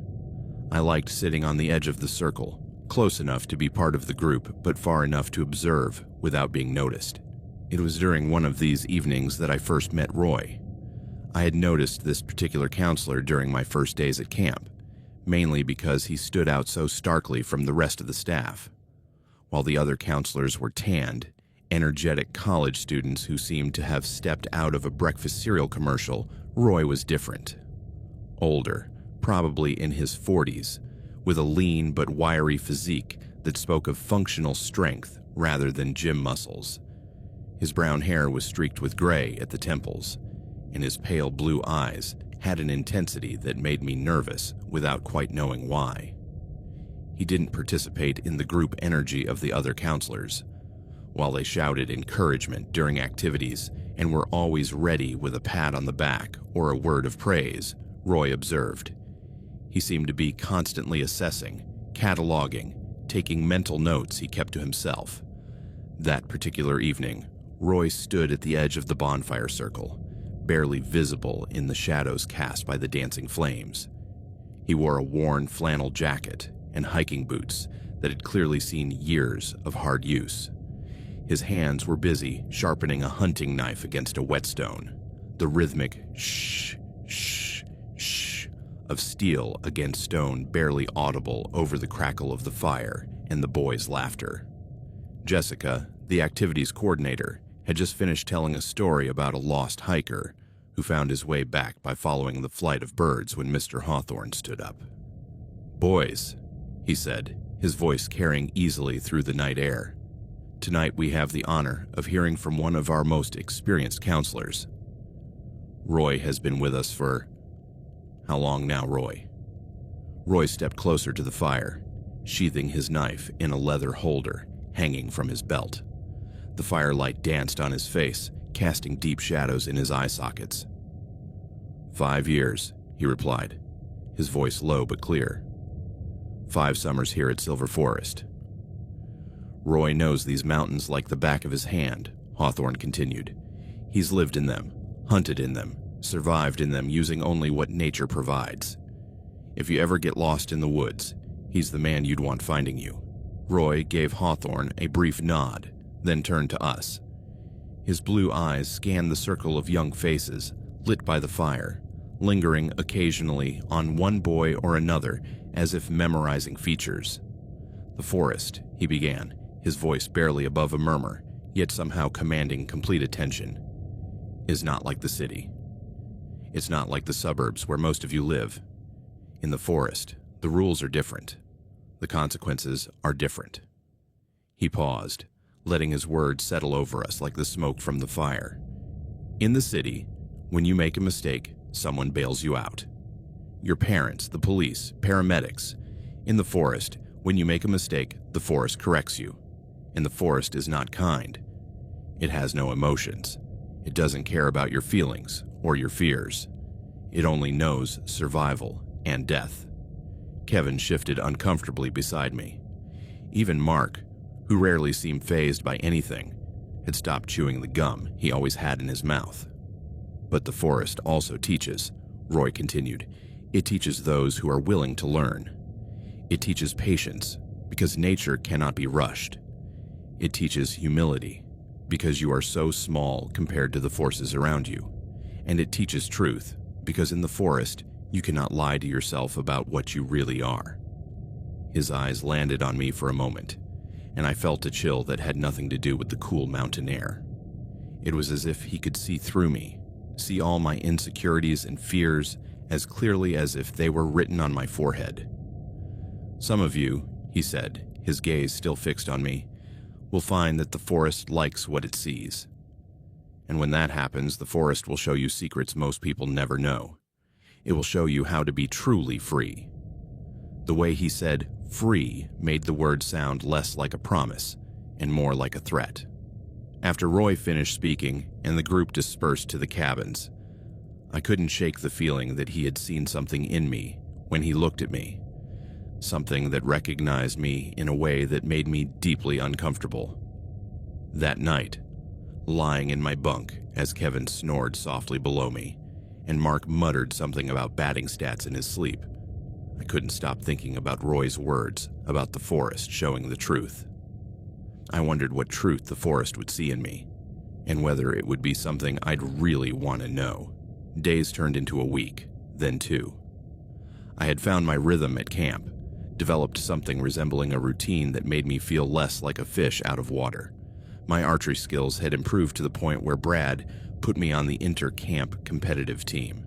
My cabin mates and I had developed the kind of shallow but genuine friendship that flourishes in shared circumstances. I had even begun to enjoy some aspects of outdoor life that had initially intimidated me, but Roy remained an unsettling presence on the periphery of my camp experience. He wasn't my direct counselor for any activity, but he seemed to always be nearby, watching from the shadows of the trees or the edge of the fields where we practiced our skills. Occasionally, I'd catch his eye across the dining hall during meals, and each time I felt that same penetrating evaluation that had unnerved me the first night. One afternoon, while I was practicing archery, Roy appeared beside Brad as I prepared my shot. "Mind if I take a look?" Roy asked, though he was already positioning himself to observe before Brad could respond. Suddenly self-conscious, I tried to focus on my technique. I knocked the arrow, drew back, aimed, and released. The arrow flew straight and landed just outside the target's center ring. "Good shot," Roy said, stepping closer, "but your form has a slight issue." Before I could react, he placed his hands on my shoulders to adjust my posture. His fingers were surprisingly strong, and there was something about his touch that made me want to pull away, though I couldn't pinpoint why. "Like this," he murmured, adjusting the angle of my shoulders. "Accuracy comes from balance, and balance comes from confidence. You have to trust your instincts." His breath was warm in my ear, smelling of coffee and tobacco. He was too close, invading my personal space in a way that made me deeply uncomfortable. "Try again," he said, finally stepping back. I knocked another arrow, more nervous now because of his presence. The shot veered significantly to the left. Roy murmured. "Interesting. When I watch you, your performance changes. That says something about your personality, Henry." The way he said my name, slow and deliberate, made me shudder. Brad stepped in, clearly sensing the tension. "Roy, I think Henry's making fantastic progress." "Right, Henry." I nodded, keeping my eyes on the target to avoid Roy's gaze. "Oh, I'm sure he is," Roy said. "Henry's a special kid, aren't you, Henry?" This time, I had to look at him. His blue eyes were locked on mine with an intensity that made me feel like an insect pinned to a display board. "I think Henry and I are going to get to know each other very well," Roy continued. "In fact, I'd like him to be part of my group for the 3-day survival trip." My stomach sank. The 3-day trip was the culminating activity of the camp, reserved for older boys in their 2nd or 3rd week. It was a test of all the skills we'd learned, but it also meant 3 days and 2 nights in the deep forest with only one counselor as a guide. "That's great, Henry," Brad said, but I could detect a note of concern in his voice. "It's an honor to be picked for Roy's group." Roy smiled, an expression that didn't reach his eyes. "We leave tomorrow morning.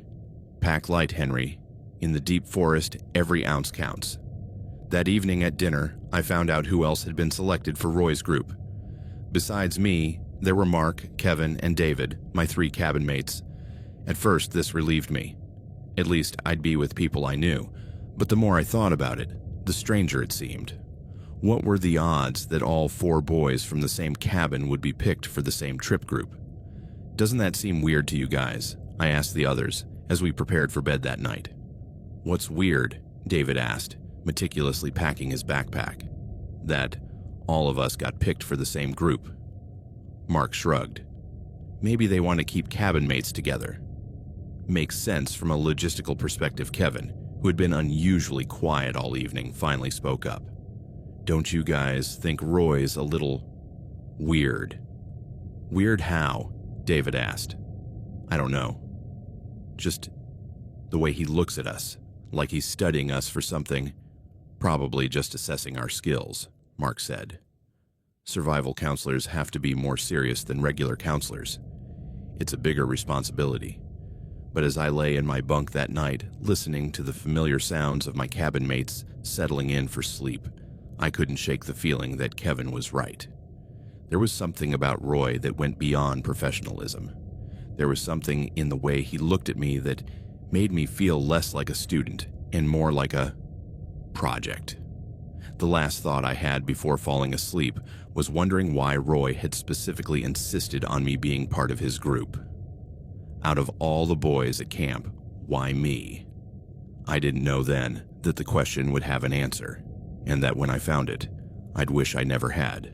The morning of the departure dawned gray and misty, with low clouds clinging to the treetops like ghosts reluctant to fade with the daylight. The air had that heavy, damp quality that foreshadowed rain, and when I breathed deeply, I could taste the moisture at the back of my throat. We gathered at the edge of the camp at 7 sharp, each carrying our backpacks loaded, according to Roy's precise specifications from the previous night. Nothing unnecessary, he had emphasized.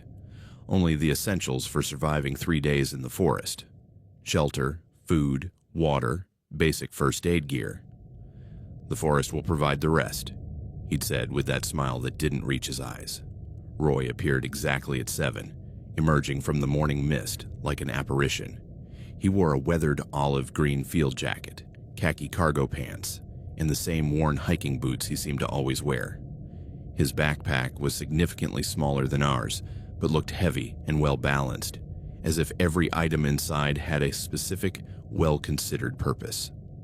"Good morning, gentlemen," he said, his voice cutting through the morning air with a clarity that made me flinch. "I hope you slept well, because it'll be the last time you sleep in a bed for the next 3 days." David, always the natural leader, spoke for all of us. "We're ready, Roy." Roy looked at him for a long moment, as if assessing the truth of that statement. "Are you?" "We'll see." He turned to the forest stretching beyond the camp's clearing. "Follow me." And stay together. In the deep forest, straying from the group isn't just a bad idea.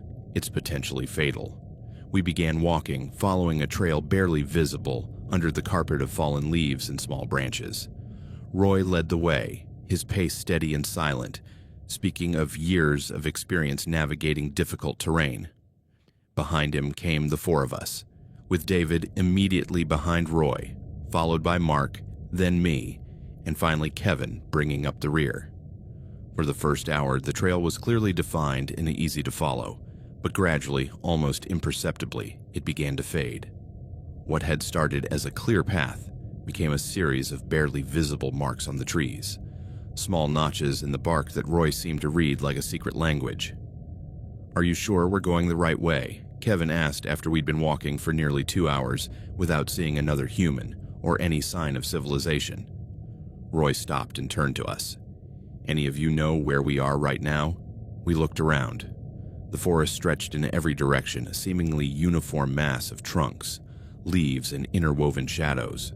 Without the trail to guide us, every direction looked identical to the others. "No," David admitted. "Then you're trusting me to get you out of here," Roy said. "That trust is the first thing you learn in real survival. When you're lost, truly lost, you have to rely on someone who knows more than you do. Arrogance kills in the forest." We continued walking. The terrain grew more difficult, steeper. We had to navigate around rocky outcrops and through streams running fast and cold from the mountain heights. My backpack, which had seemed reasonably light that morning, now felt like it was filled with rocks. It was around noon when Mark first complained about a blister on his left foot. Roy allowed us a 10-minute break while Mark removed his boot and examined the damage. "It's pretty big," Mark said, showing the red swollen blister on his heel.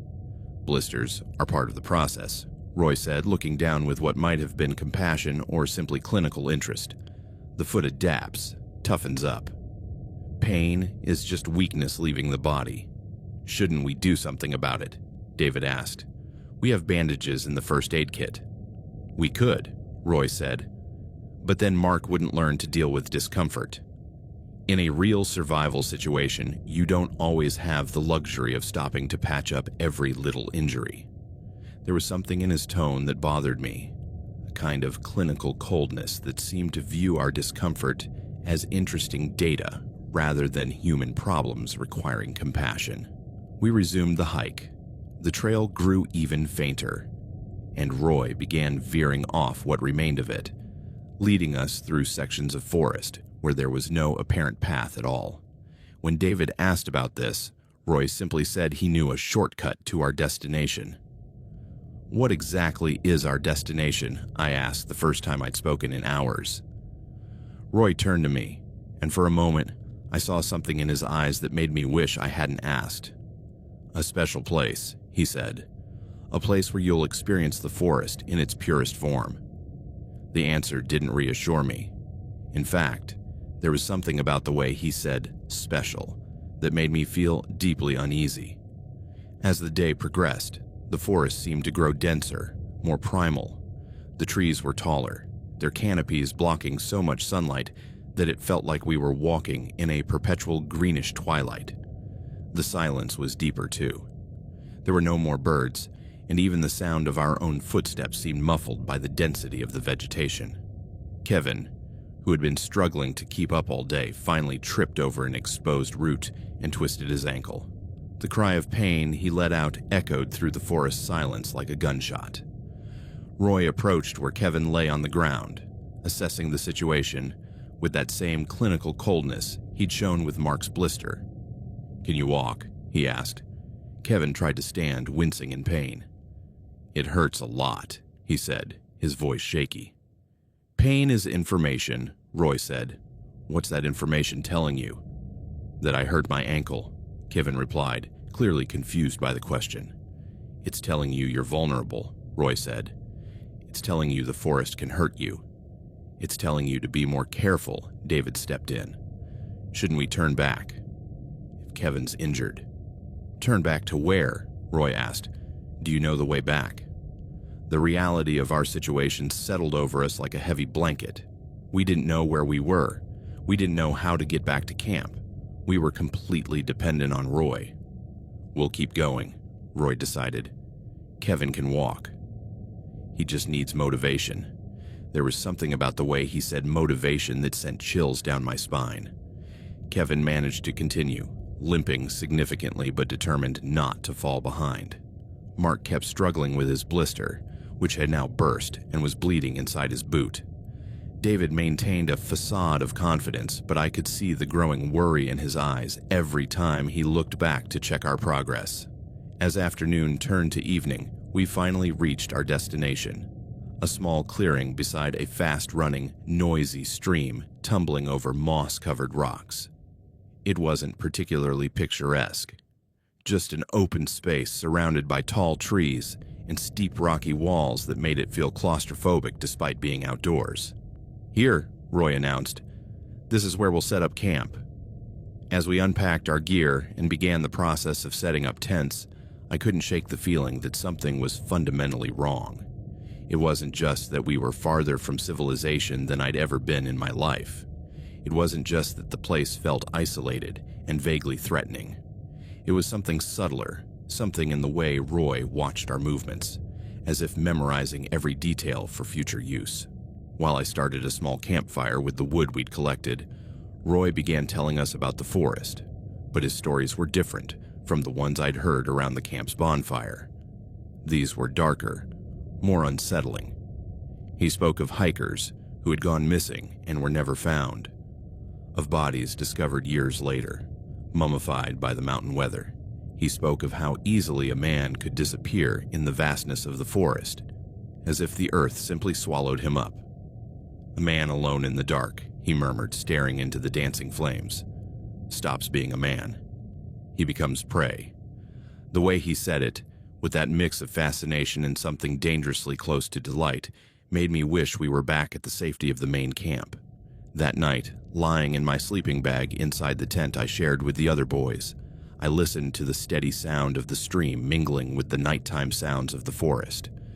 But above it all, I was acutely aware of another sound, the occasional movements of Roy outside our tents, as if he were patrolling the perimeter of our camp, or as if he were making sure we couldn't leave. The second day began with a different quality in the air. The morning mist was thicker, almost stifling, and the sound of the stream seemed louder, more aggressive, as if the night had amplified its voice. I woke feeling rested, despite sleeping on the hard ground, but with a lingering sense of unease I couldn't shake. Roy was already awake when we emerged from our tents, sitting by the remains of the previous night's fire, sharpening his hunting knife against a whetstone. The rhythmic shh, shh, shh of steel against stone was the only sound besides the murmur of the water, and there was something hypnotic and menacing in its constant repetition. "Good morning, sleepers," he said without looking up from his task. "I hope you enjoyed your last night of restful sleep." David, always direct, asked, "What do you mean by last night?" Roy finally looked up, and his blue eyes seemed brighter in the filtered morning light. "Today we begin the real survival test. So far, you've been playing at camping. Now you'll learn what it means to truly face the forest." During breakfast, energy bars, and filtered stream water, Roy explained the day's activity. He would take each of us to a separate location, about 1.5 miles apart, where we would spend the night alone. It was, he explained, the best way to confront our fears and develop true self-reliance. But that wasn't in the original plan, David protested. The camp brochure never mentioned splitting us up for the night. Roy looked at him with that expression I'd begun to associate with danger. The camp brochure is for nervous parents and administrators worried about liability. Real survival doesn't come with disclaimers. What if something goes wrong? Kevin asked, his voice already trembling with anxiety. Each of you will have a whistle, Roy said, pulling 4 yellow plastic whistles from his backpack. If you experience a real emergency, use it. I'll come investigate. There was something in the way he said real emergency that implied our definitions of what constituted an emergency might be very different. Mark, who had been struggling with his infected blister since the previous day, raised his hand hesitantly. What if we're injured? My foot's pretty bad.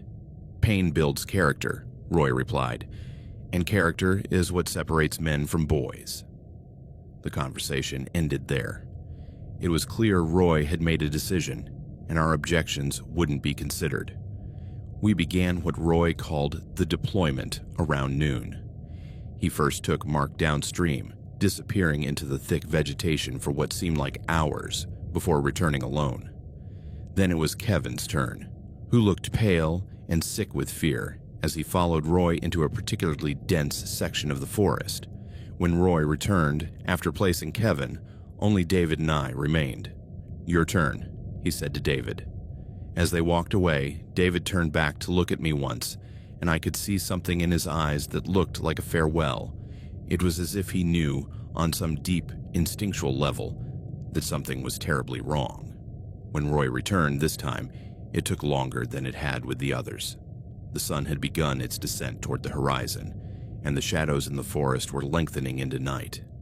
Now it's you, he said, approaching where I sat by the remains of our camp. His voice was different now, lower, more intimate. I've saved the most special place for you, Henry. Something in the way he said my name made the hairs on my arm stand up. Why? I asked, though I wasn't sure I really wanted to know the answer. Roy crouched beside me, close enough that I could feel his breath in my ear. Because you're different from the others. More aware, more sensitive. That makes the experience more intense. He took my arm, his grip firm to the point of pain. Let's go. We have a hike ahead. I had no choice. I followed him into the forest, moving farther and farther from the base camp, deeper into sections of forest that seemed completely untouched, never marked by human presence. We walked for what felt like hours, though the dense canopy of leaves made it impossible to judge the passage of time accurately. Finally, we reached what Roy had called my special place, a small hollow hidden among rocky outcrops and fallen trees. At its center was what could barely be called a cave, little more than a hollow at the base of a moss-covered rocky hill. Here, Roy said, releasing my arm. This is where you'll spend the night. I looked around. The location was more isolated than where we'd left the others, more hidden. The sound of the main stream was barely a distant whisper, almost inaudible. When will you come get me? I asked. Roy smiled, and for the first time since I'd known him, the smile reached his eyes. But it wasn't an expression that gave me any comfort. At dawn, he said, if you survive until then. The way he said, if, made my blood run cold. Roy turned to leave, then paused as if remembering something. Oh, Henry. One more thing. He turned back to me, and in his eyes I saw something that made every survival instinct in my body scream alarms. I've been watching you since you arrived at camp. You're special, different, and tonight you're going to find out exactly how different you are. With that, he disappeared into the forest, leaving me alone with my growing fears and the increasing certainty that something was terribly, terribly wrong. Night fell like a heavy, suffocating blanket. Without the light of the campfire or the company of my peers, the darkness of the forest was more complete than anything I'd ever experienced. It was a darkness that seemed to have weight, pressing against my closed eyes even as I tried to sleep. I sat at the entrance of the small cave, wrapped in my sleeping bag, trying to identify every sound emerging from the surrounding blackness. The wind whispered through the leaves with a sound too much like human voices for my comfort. Branches creaked and groaned like old bones. And somewhere in the distance, barely audible, was the occasional wail of an owl that sounded more like a cry of distress than a natural call. I tried to stay calm by reminding myself this was just a camp activity, that Roy would be back in the morning, that my companions were going through the same experience at their own locations. But there was something in the way Roy had looked at me before he left, something in his final words, that made it impossible to reassure myself. It was around midnight when I heard the first footsteps. At first, I thought it was my imagination, the ordinary sounds of the nighttime forest distorted by my heightened state of nerves. But gradually, I realized the pattern was too regular, too deliberate to be random. Something, or someone, was moving through the forest with purpose. The footsteps grew closer, slowly but inexorably. They weren't the cautious movements of an animal that might be foraging for food or water. These were the measured steps of something that knew exactly where it was going. My first thought was relief. It must be Roy, coming to check on us before morning. Maybe he'd decided the overnight survival test was too dangerous after all. Maybe he'd come to take me back to base camp. But when the footsteps stopped just outside my small shelter, something in my gut warned me to stay still, to not announce my presence. "I know," came a voice from the darkness. It was Roy, but his voice was different. Lower, more controlled, stripped of any pretense of benevolent counselor authority. "You're there." My blood turned to ice. This wasn't the voice of the camp counselor. This was the voice of something far darker. "I always knew you were different, Henry," the voice continued. "Not like the others, loud and stupid. You're aware. You observe. You think. That makes it so much more interesting."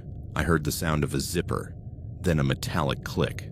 A bright light suddenly illuminated the inside of my small cave, temporarily blinding me.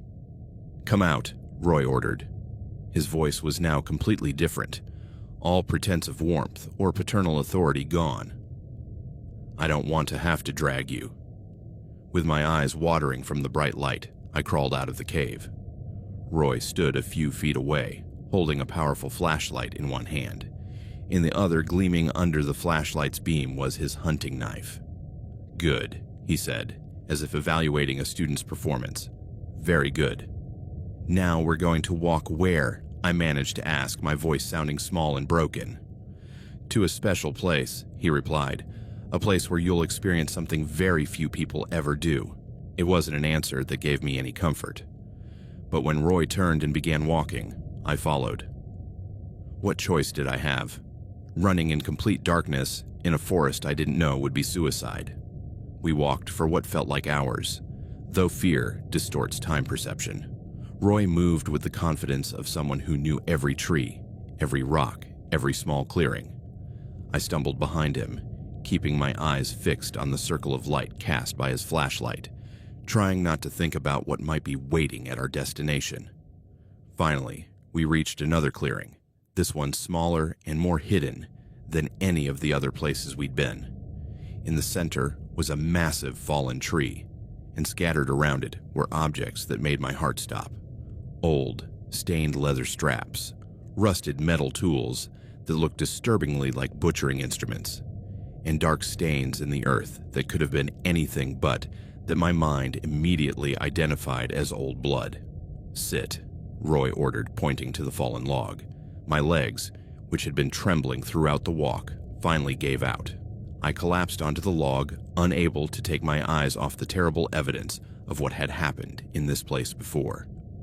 Roy positioned his flashlight to illuminate both of us, then approached. In the harsh, direct light, his face looked entirely different. All the mask of benevolent camp authority was gone, replaced by something cold, calculating, and terribly hungry. "Do you know what real fear is, Henry?" he asked, his voice conversational, as if we were discussing the weather. I couldn't respond. My throat had closed up completely, It's not the fear you feel when you watch a horror movie or when your older brother jumps out from behind a door. That's just tickles. Soft adrenaline. He crouched in front of me, close enough that I could feel his breath on my face.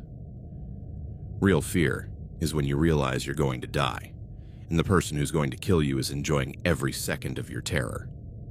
"Please," I managed to whisper. "Please," he repeated, smiling. "That's what they all say. But words are easy, Henry. Actions are much more educational." Before I could react, his hands were on my left leg, grabbing it and twisting it against the fallen log with a strength that made me scream. In the same hand that held my leg, I saw the flash of the knife. "Today is not the day you die, Henry," he said, his voice now almost gentle. "Today is the day you learn. Today is the day you understand what you really are." The first cut was like being touched by red-hot iron. The pain was so intense, so overwhelming, that my vision filled with bright white spots.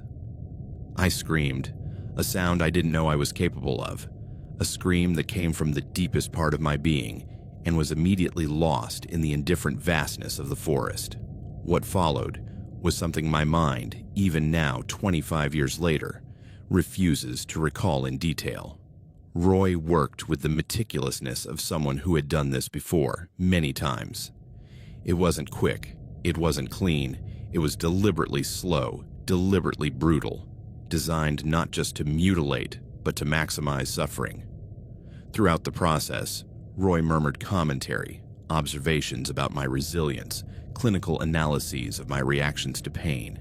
It was as if he were a scientist studying a particularly interesting specimen. "Interesting," he murmured as I slipped in and out of consciousness. "Most kids pass out long before you. You have an unusual pain tolerance. That's useful information. I don't know how long it lasted. The pain was so intense that time lost all meaning.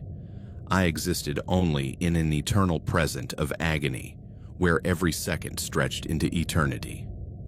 Finally, Roy stopped. He sat back on his heels, looking at his work with the satisfaction of an artist contemplating a finished masterpiece. His clothes were splattered with my blood, and there were red smears on his hands that he casually wiped on his pants. "Now you understand," he said, looking at me with that same evaluative expression I'd learned to fear. "Now you know what you really are." My left leg was no longer there. In its place was something my mind refused to acknowledge, a mass of torn flesh and exposed bone bleeding profusely into the thirsty earth beneath me. "The will to live," Roy murmured, standing and sheathing his knife. "That's what separates survivors from corpses. Let's see if you have it, Henry." With that, he picked up his flashlight and walked away, leaving me alone in the darkness with my agony and the growing certainty that I was dying. In the moments immediately after Roy disappeared into the darkness, I existed in a state of shock so profound that the pain, though still omnipresent, became abstract, as if it were happening to someone else. My mind, faced with a reality too horrific to process, simply disconnected from my body. But shock cannot last forever. Gradually, with a cruelty only biology can provide, my consciousness returned fully, and with it came the full realization of what had happened to me. My left leg had been amputated at the knee. What remained was a ragged stump bleeding profusely, creating a dark pool in the earth beneath me. The pain was indescribable, but even more terrifying was the massive blood loss. I could feel my life draining away with every heartbeat. I had read enough about the human body to know I had minutes, maybe an hour at most, before the blood loss became fatal. The cruel irony was that Roy had been technically correct. He hadn't come here to kill me. He had come to mutilate me and then let me die slowly, alone in the dark. But he had underestimated something: my determination to survive. With an effort that required every ounce of will I possessed, I managed to untie the laces of my right boot. My hands trembled so violently from shock and blood loss that the simple act of manipulating the laces took several precious minutes. Finally, I got the lace free. a long strip of nylon that might, if I was lucky, save my life. Making a tourniquet with numb fingers and a mind battling unconsciousness was one of the hardest challenges I'd faced in my short life. I had to tie the lace around my thigh, above the wound, tight enough to cut off circulation. The pain of tightening the tourniquet over already traumatized flesh was almost unbearable, but it was effective. The blood flow slowed to a trickle. I'd bought myself time, but not much. An improvised tourniquet made from a bootlace wouldn't stop the bleeding forever, and the risk of infection in the forest damp, contaminated environment was enormous. I needed to move. I needed to find help, but how? I had no idea where I was, and crawling with an amputated leg through unfamiliar terrain in complete darkness seemed impossible. That's when I remembered something Roy had said during one of his survival lessons in the camp's early days. Water always flows downhill, and downhill eventually leads to civilization. Forcing myself to focus through waves of pain and nausea, I tried to listen for any indication of running water. Initially, all I could hear were the normal nighttime forest sounds, but gradually, very faintly, I could detect the distant murmur of water moving over rocks.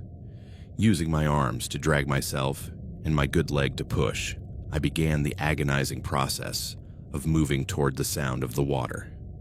Every movement sent waves of pain through my body, and I left a trail of blood I hoped wasn't fresh enough to attract predators. Progress was painfully slow. What would normally have been a few minutes' walk became an hours-long odyssey. I had to stop frequently to rest, fighting waves of unconsciousness that threatened to overwhelm me. During these breaks, my mind wandered, sometimes to happy memories of home, sometimes to delirious fantasies of rescue. But mostly, I thought of Roy, how he had planned this, how he had maneuvered to get exactly the situation he wanted. The other boys in my group had been just a cover, a way to make his specific targeting of me seem random. I wondered if they had suffered too, if they were dead, or if I had been his only true target. The sound of the water grew gradually louder, and I finally reached the edge of a small stream that gleamed faintly under the starlight. I had never been so happy to see water in my life. I managed to drink some, though the movement of leaning forward nearly made me faint again. Following the stream downhill required careful navigation. The terrain beside the water was treacherous, full of slippery rocks and protruding roots.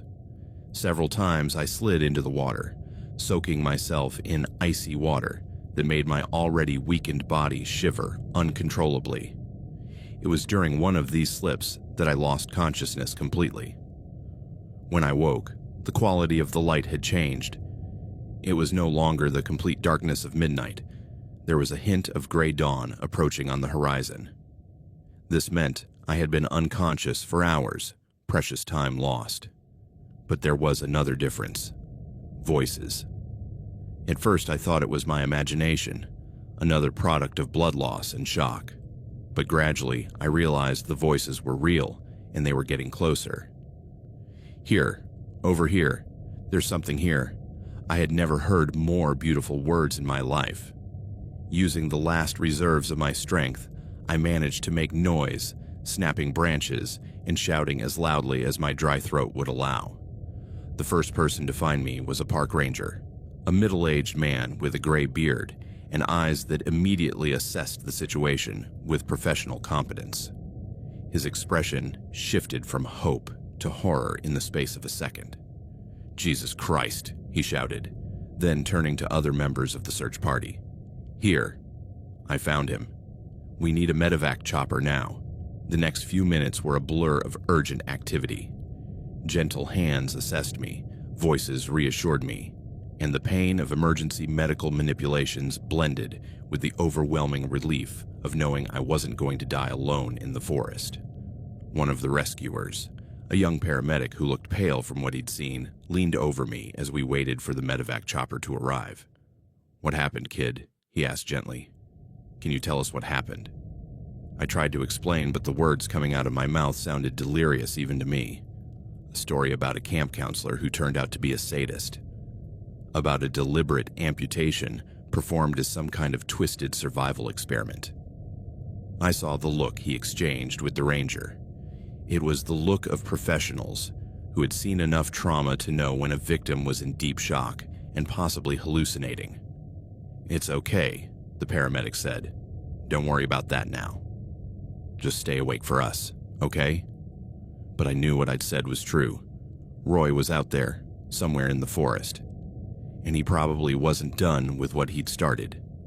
The medevac chopper that airlifted me out of the forest was my first ride in an aircraft, though I was too medicated and in shock to appreciate the experience. Memories of the trip to the hospital are fragmented.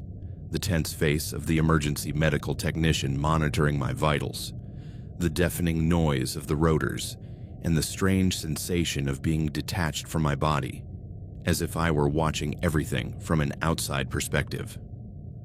Charleston Regional Hospital, where we finally landed, became my home for the next 2 months. The first few days were a blur of emergency surgeries, blood transfusions, and a constant parade of doctors speaking in technical terms my 12-year-old mind struggled to understand. Infection was the first enemy we had to fight. The wound, exposed for hours to the forest-contaminated environment, had developed a severe infection, requiring multiple surgical debridements and weeks of intravenous antibiotics. There were moments, my parents later told me, when the doctors weren't sure I would survive. But perhaps more challenging than the physical battle was the psychological battle of convincing anyone at all, that my story was true. My parents arrived at the hospital 12 hours after my rescue, after a frantic drive from Ohio that my mother later described as the worst 12 hours of her life. I found them changed when they were finally able to visit me in the ICU. My father, always the stoic, controlled man, had aged years in a matter of days. My mother seemed to have been crying nonstop since they got the call. "Sweetheart," my mother said, taking my hand with a care that suggested she thought I might break if she squeezed too hard. "The doctors say you were lost in the forest for almost 2 days. Can you tell us what happened?"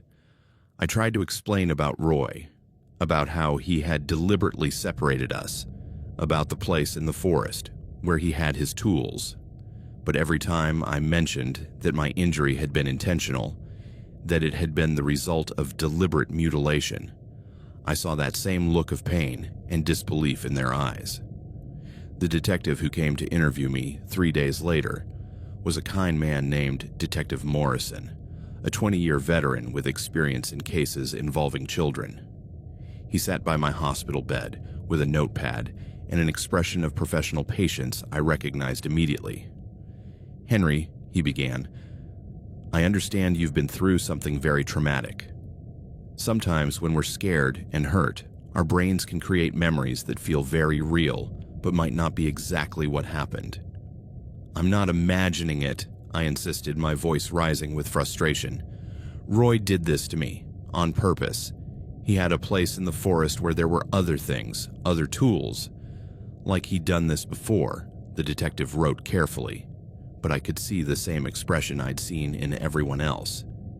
He believed I was traumatized, possibly suffering from some kind of post-traumatic stress disorder that was distorting my memories of the accident. "We've investigated the staff at Silver Forest Camp," he told me. "There's no counselor named Roy in the records. There's never been anyone by that name employed by the camp." It was like a punch to the gut. "That's impossible," I said. "He was there. Everyone saw him. The other boys in my group, they were with him too." The detective's expression grew even gentler, more paternal. "Henry, I'm sorry to have to tell you this, but your 3 cabin mates were found at their assigned camping locations unharmed. They said you never returned from a scouting hike on the 2nd day. The staff organized search parties immediately. The world seemed to tilt on its axis." "That's not true," I whispered. "David, Mark, Kevin, we were all with Roy. He took us into the deep forest. He separated us. The boys you mentioned confirmed there was an additional counselor with their group, but they described someone named Rob, a blonde college student about 25 years old. Not an older man named Roy. That's when I began to understand the magnitude of the horror I'd experienced. Not only had I been mutilated by a sadist, I'd been mutilated by a sadist who had so carefully planned his crime that he had created an entirely fabricated identity. The Roy I knew had never officially existed. He was a ghost, a predator who had infiltrated the camp with the specific purpose of doing exactly what he did to me. The police investigation, though thorough, turned up nothing. The place in the forest where I remembered being attacked was never found, despite multiple searches with trained dogs. Nor were the tools I remembered seeing ever located. It was as if the entire event had happened in a parallel universe that only I had experienced. The weeks of recovery turned into months. The amputation required multiple revision surgeries to create a stump that could eventually accommodate a prosthesis. I had to learn to walk again, first with a walker, then with crutches, and finally with a basic prosthesis that allowed limited mobility. But the physical recovery was the easy part compared to the psychological recovery. The hospital psychologists, though well-meaning, operated under the assumption that I had experienced some kind of traumatic accident in the forest, and that my mind had created the story of Roy as a way to process the trauma. The medications they gave me for anxiety and depression made me feel disconnected from my own experience, as if I were viewing my life through fogged glass. It was only when I threatened to stop taking the medications altogether that my parents agreed to find a different therapist, someone who was at least willing to consider the possibility that my memories were accurate. Dr. Sarah Chen was a forensic psychologist who specialized in cases involving extreme violence. She was a petite woman of Asian descent with a soft voice and eyes that had seen too much human suffering to dismiss any story, no matter how improbable it seemed. "Henry," she told me during our first session, "I want you to know that I believe something terrible happened to you in that forest. We may not have all the physical evidence we'd like, but the trauma you're experiencing is very real, and it's consistent with someone who has survived a deliberate violent attack." For the first time in months, I felt like someone had actually heard me. "The absence of evidence," she continued, "is not evidence of absence. Predators who operate as you describe Roy are often extremely sophisticated in their methods. It's entirely possible that he planned this in a way that minimized the chance of being caught."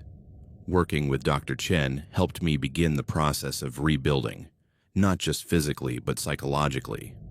I learned that trauma can alter memory in complex ways, but that doesn't mean the core experience is false. I learned techniques for coping with the flashbacks and nightmares that had begun to dominate my nights. And most importantly, I learned that surviving such an experience, though it had changed me irrevocably, had also revealed reserves of strength I didn't know I possessed. 25 years have passed since that summer at Silver Forest Camp. In many ways, I've built a successful and fulfilling life. I graduated from college with a degree in entomology, ironically fulfilling the passion I'd had since childhood. I now work as a researcher for the U.S. Forest Service, studying the effects of climate change on insect populations in forest ecosystems. I have a wife who loves me, 2 children who see me as a hero for the adversities I've overcome, and a house in a quiet suburb not so different from the one I grew up in. But the shadows of that summer remain. Not a day goes by that I don't think of Roy, of the man who destroyed my innocence and stole a part of my body but was never brought to justice. Sometimes, on nights when I can't sleep, I search online for articles about unsolved crimes, especially those involving summer camps or children lost in wilderness areas. Occasionally, I find stories that make my skin crawl. A boy who disappeared during a camp hike in the Appalachians in 1987, a teenager found dead under mysterious circumstances in a Virginia forest in 1992, a camper who survived an attack but whose descriptions of the perpetrator were dismissed as trauma-induced delusions. I have no evidence that any of these cases are connected to my experience, but I also can't shake the feeling that Roy didn't stop with me, that there were likely others before me, and almost certainly others after. The prosthesis I wear now is far more advanced than the one I was first given in the hospital. It's made of titanium and carbon materials with electronic joints that respond to signals from the muscles in my stump. It allows me to walk with a barely noticeable limp, run short distances, and even hike on relatively easy terrain. But I never forget that it's a machine, a replacement for something stolen from me by human malevolence. My children, now 8 and 10 years old, sometimes ask about my leg. I've told them a softened version of the truth, that there was an accident during a summer camp when I was a kid. When they're older, when they're better equipped to handle the full reality of human evil, I'll tell them the real story. But for now, I protect them from the knowledge that the world can contain people like Roy. My wife, Sarah, who shares the same name as the psychologist who helped me heal, knows the full story. It was one of the first things I told her when we met in college, because I felt any relationship built on secrets would eventually crumble. Her reaction of horror and compassion, her immediate insistence that there was nothing wrong with me, that what I had experienced didn't define me, was one of the factors that made me realize I could spend the rest of my life with her. But even with a loving family and a successful career, there are aspects of my experience that remain deeply isolating. There are parts of my psyche that were altered in ways no one who hasn't experienced extreme violence can fully understand. There's a hypervigilance that never fully turns off, a constant assessment of potential threats in any situation. There are nightmares that still come occasionally, dreams where I'm back in that dark clearing, hearing the sound of Roy's knife against the whetstone. And there's a part of me that remains in that forest, listening for footsteps approaching in the dark. The smell of sun-warmed pine can still transport me instantly back to that day. The sound of water running over rocks can still make my heart race for no apparent reason. And when I walk through forests in my fieldwork, which I do regularly, there's always a part of my consciousness listening for something that shouldn't be there, something moving with malevolent purpose among the trees. I have never returned to West Virginia. I have never tried to find the place where my attack happened.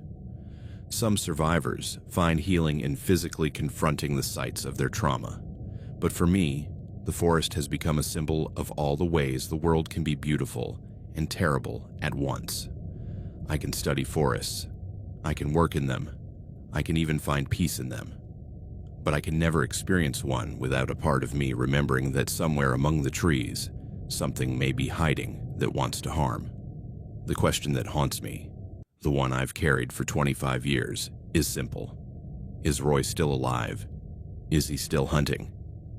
Are there other children who have experienced what I experienced, whose stories were similarly dismissed as trauma-induced fantasy? I have no answers. I probably never will. But what I do have is this, the story you've just read.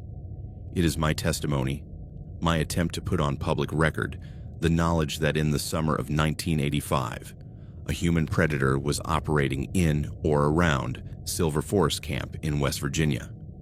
It is my way of honoring the part of myself that died in that dark clearing, and of affirming that the boy I was deserved to have his story believed. If there are other survivors of similar experiences, if there are families who lost children under circumstances that were never fully explained, I hope this story can provide them some kind of validation or closure. You're not crazy. Your pain is real. Your loss matters. And if Roy is reading this, wherever he is, I want him to know something. I survived.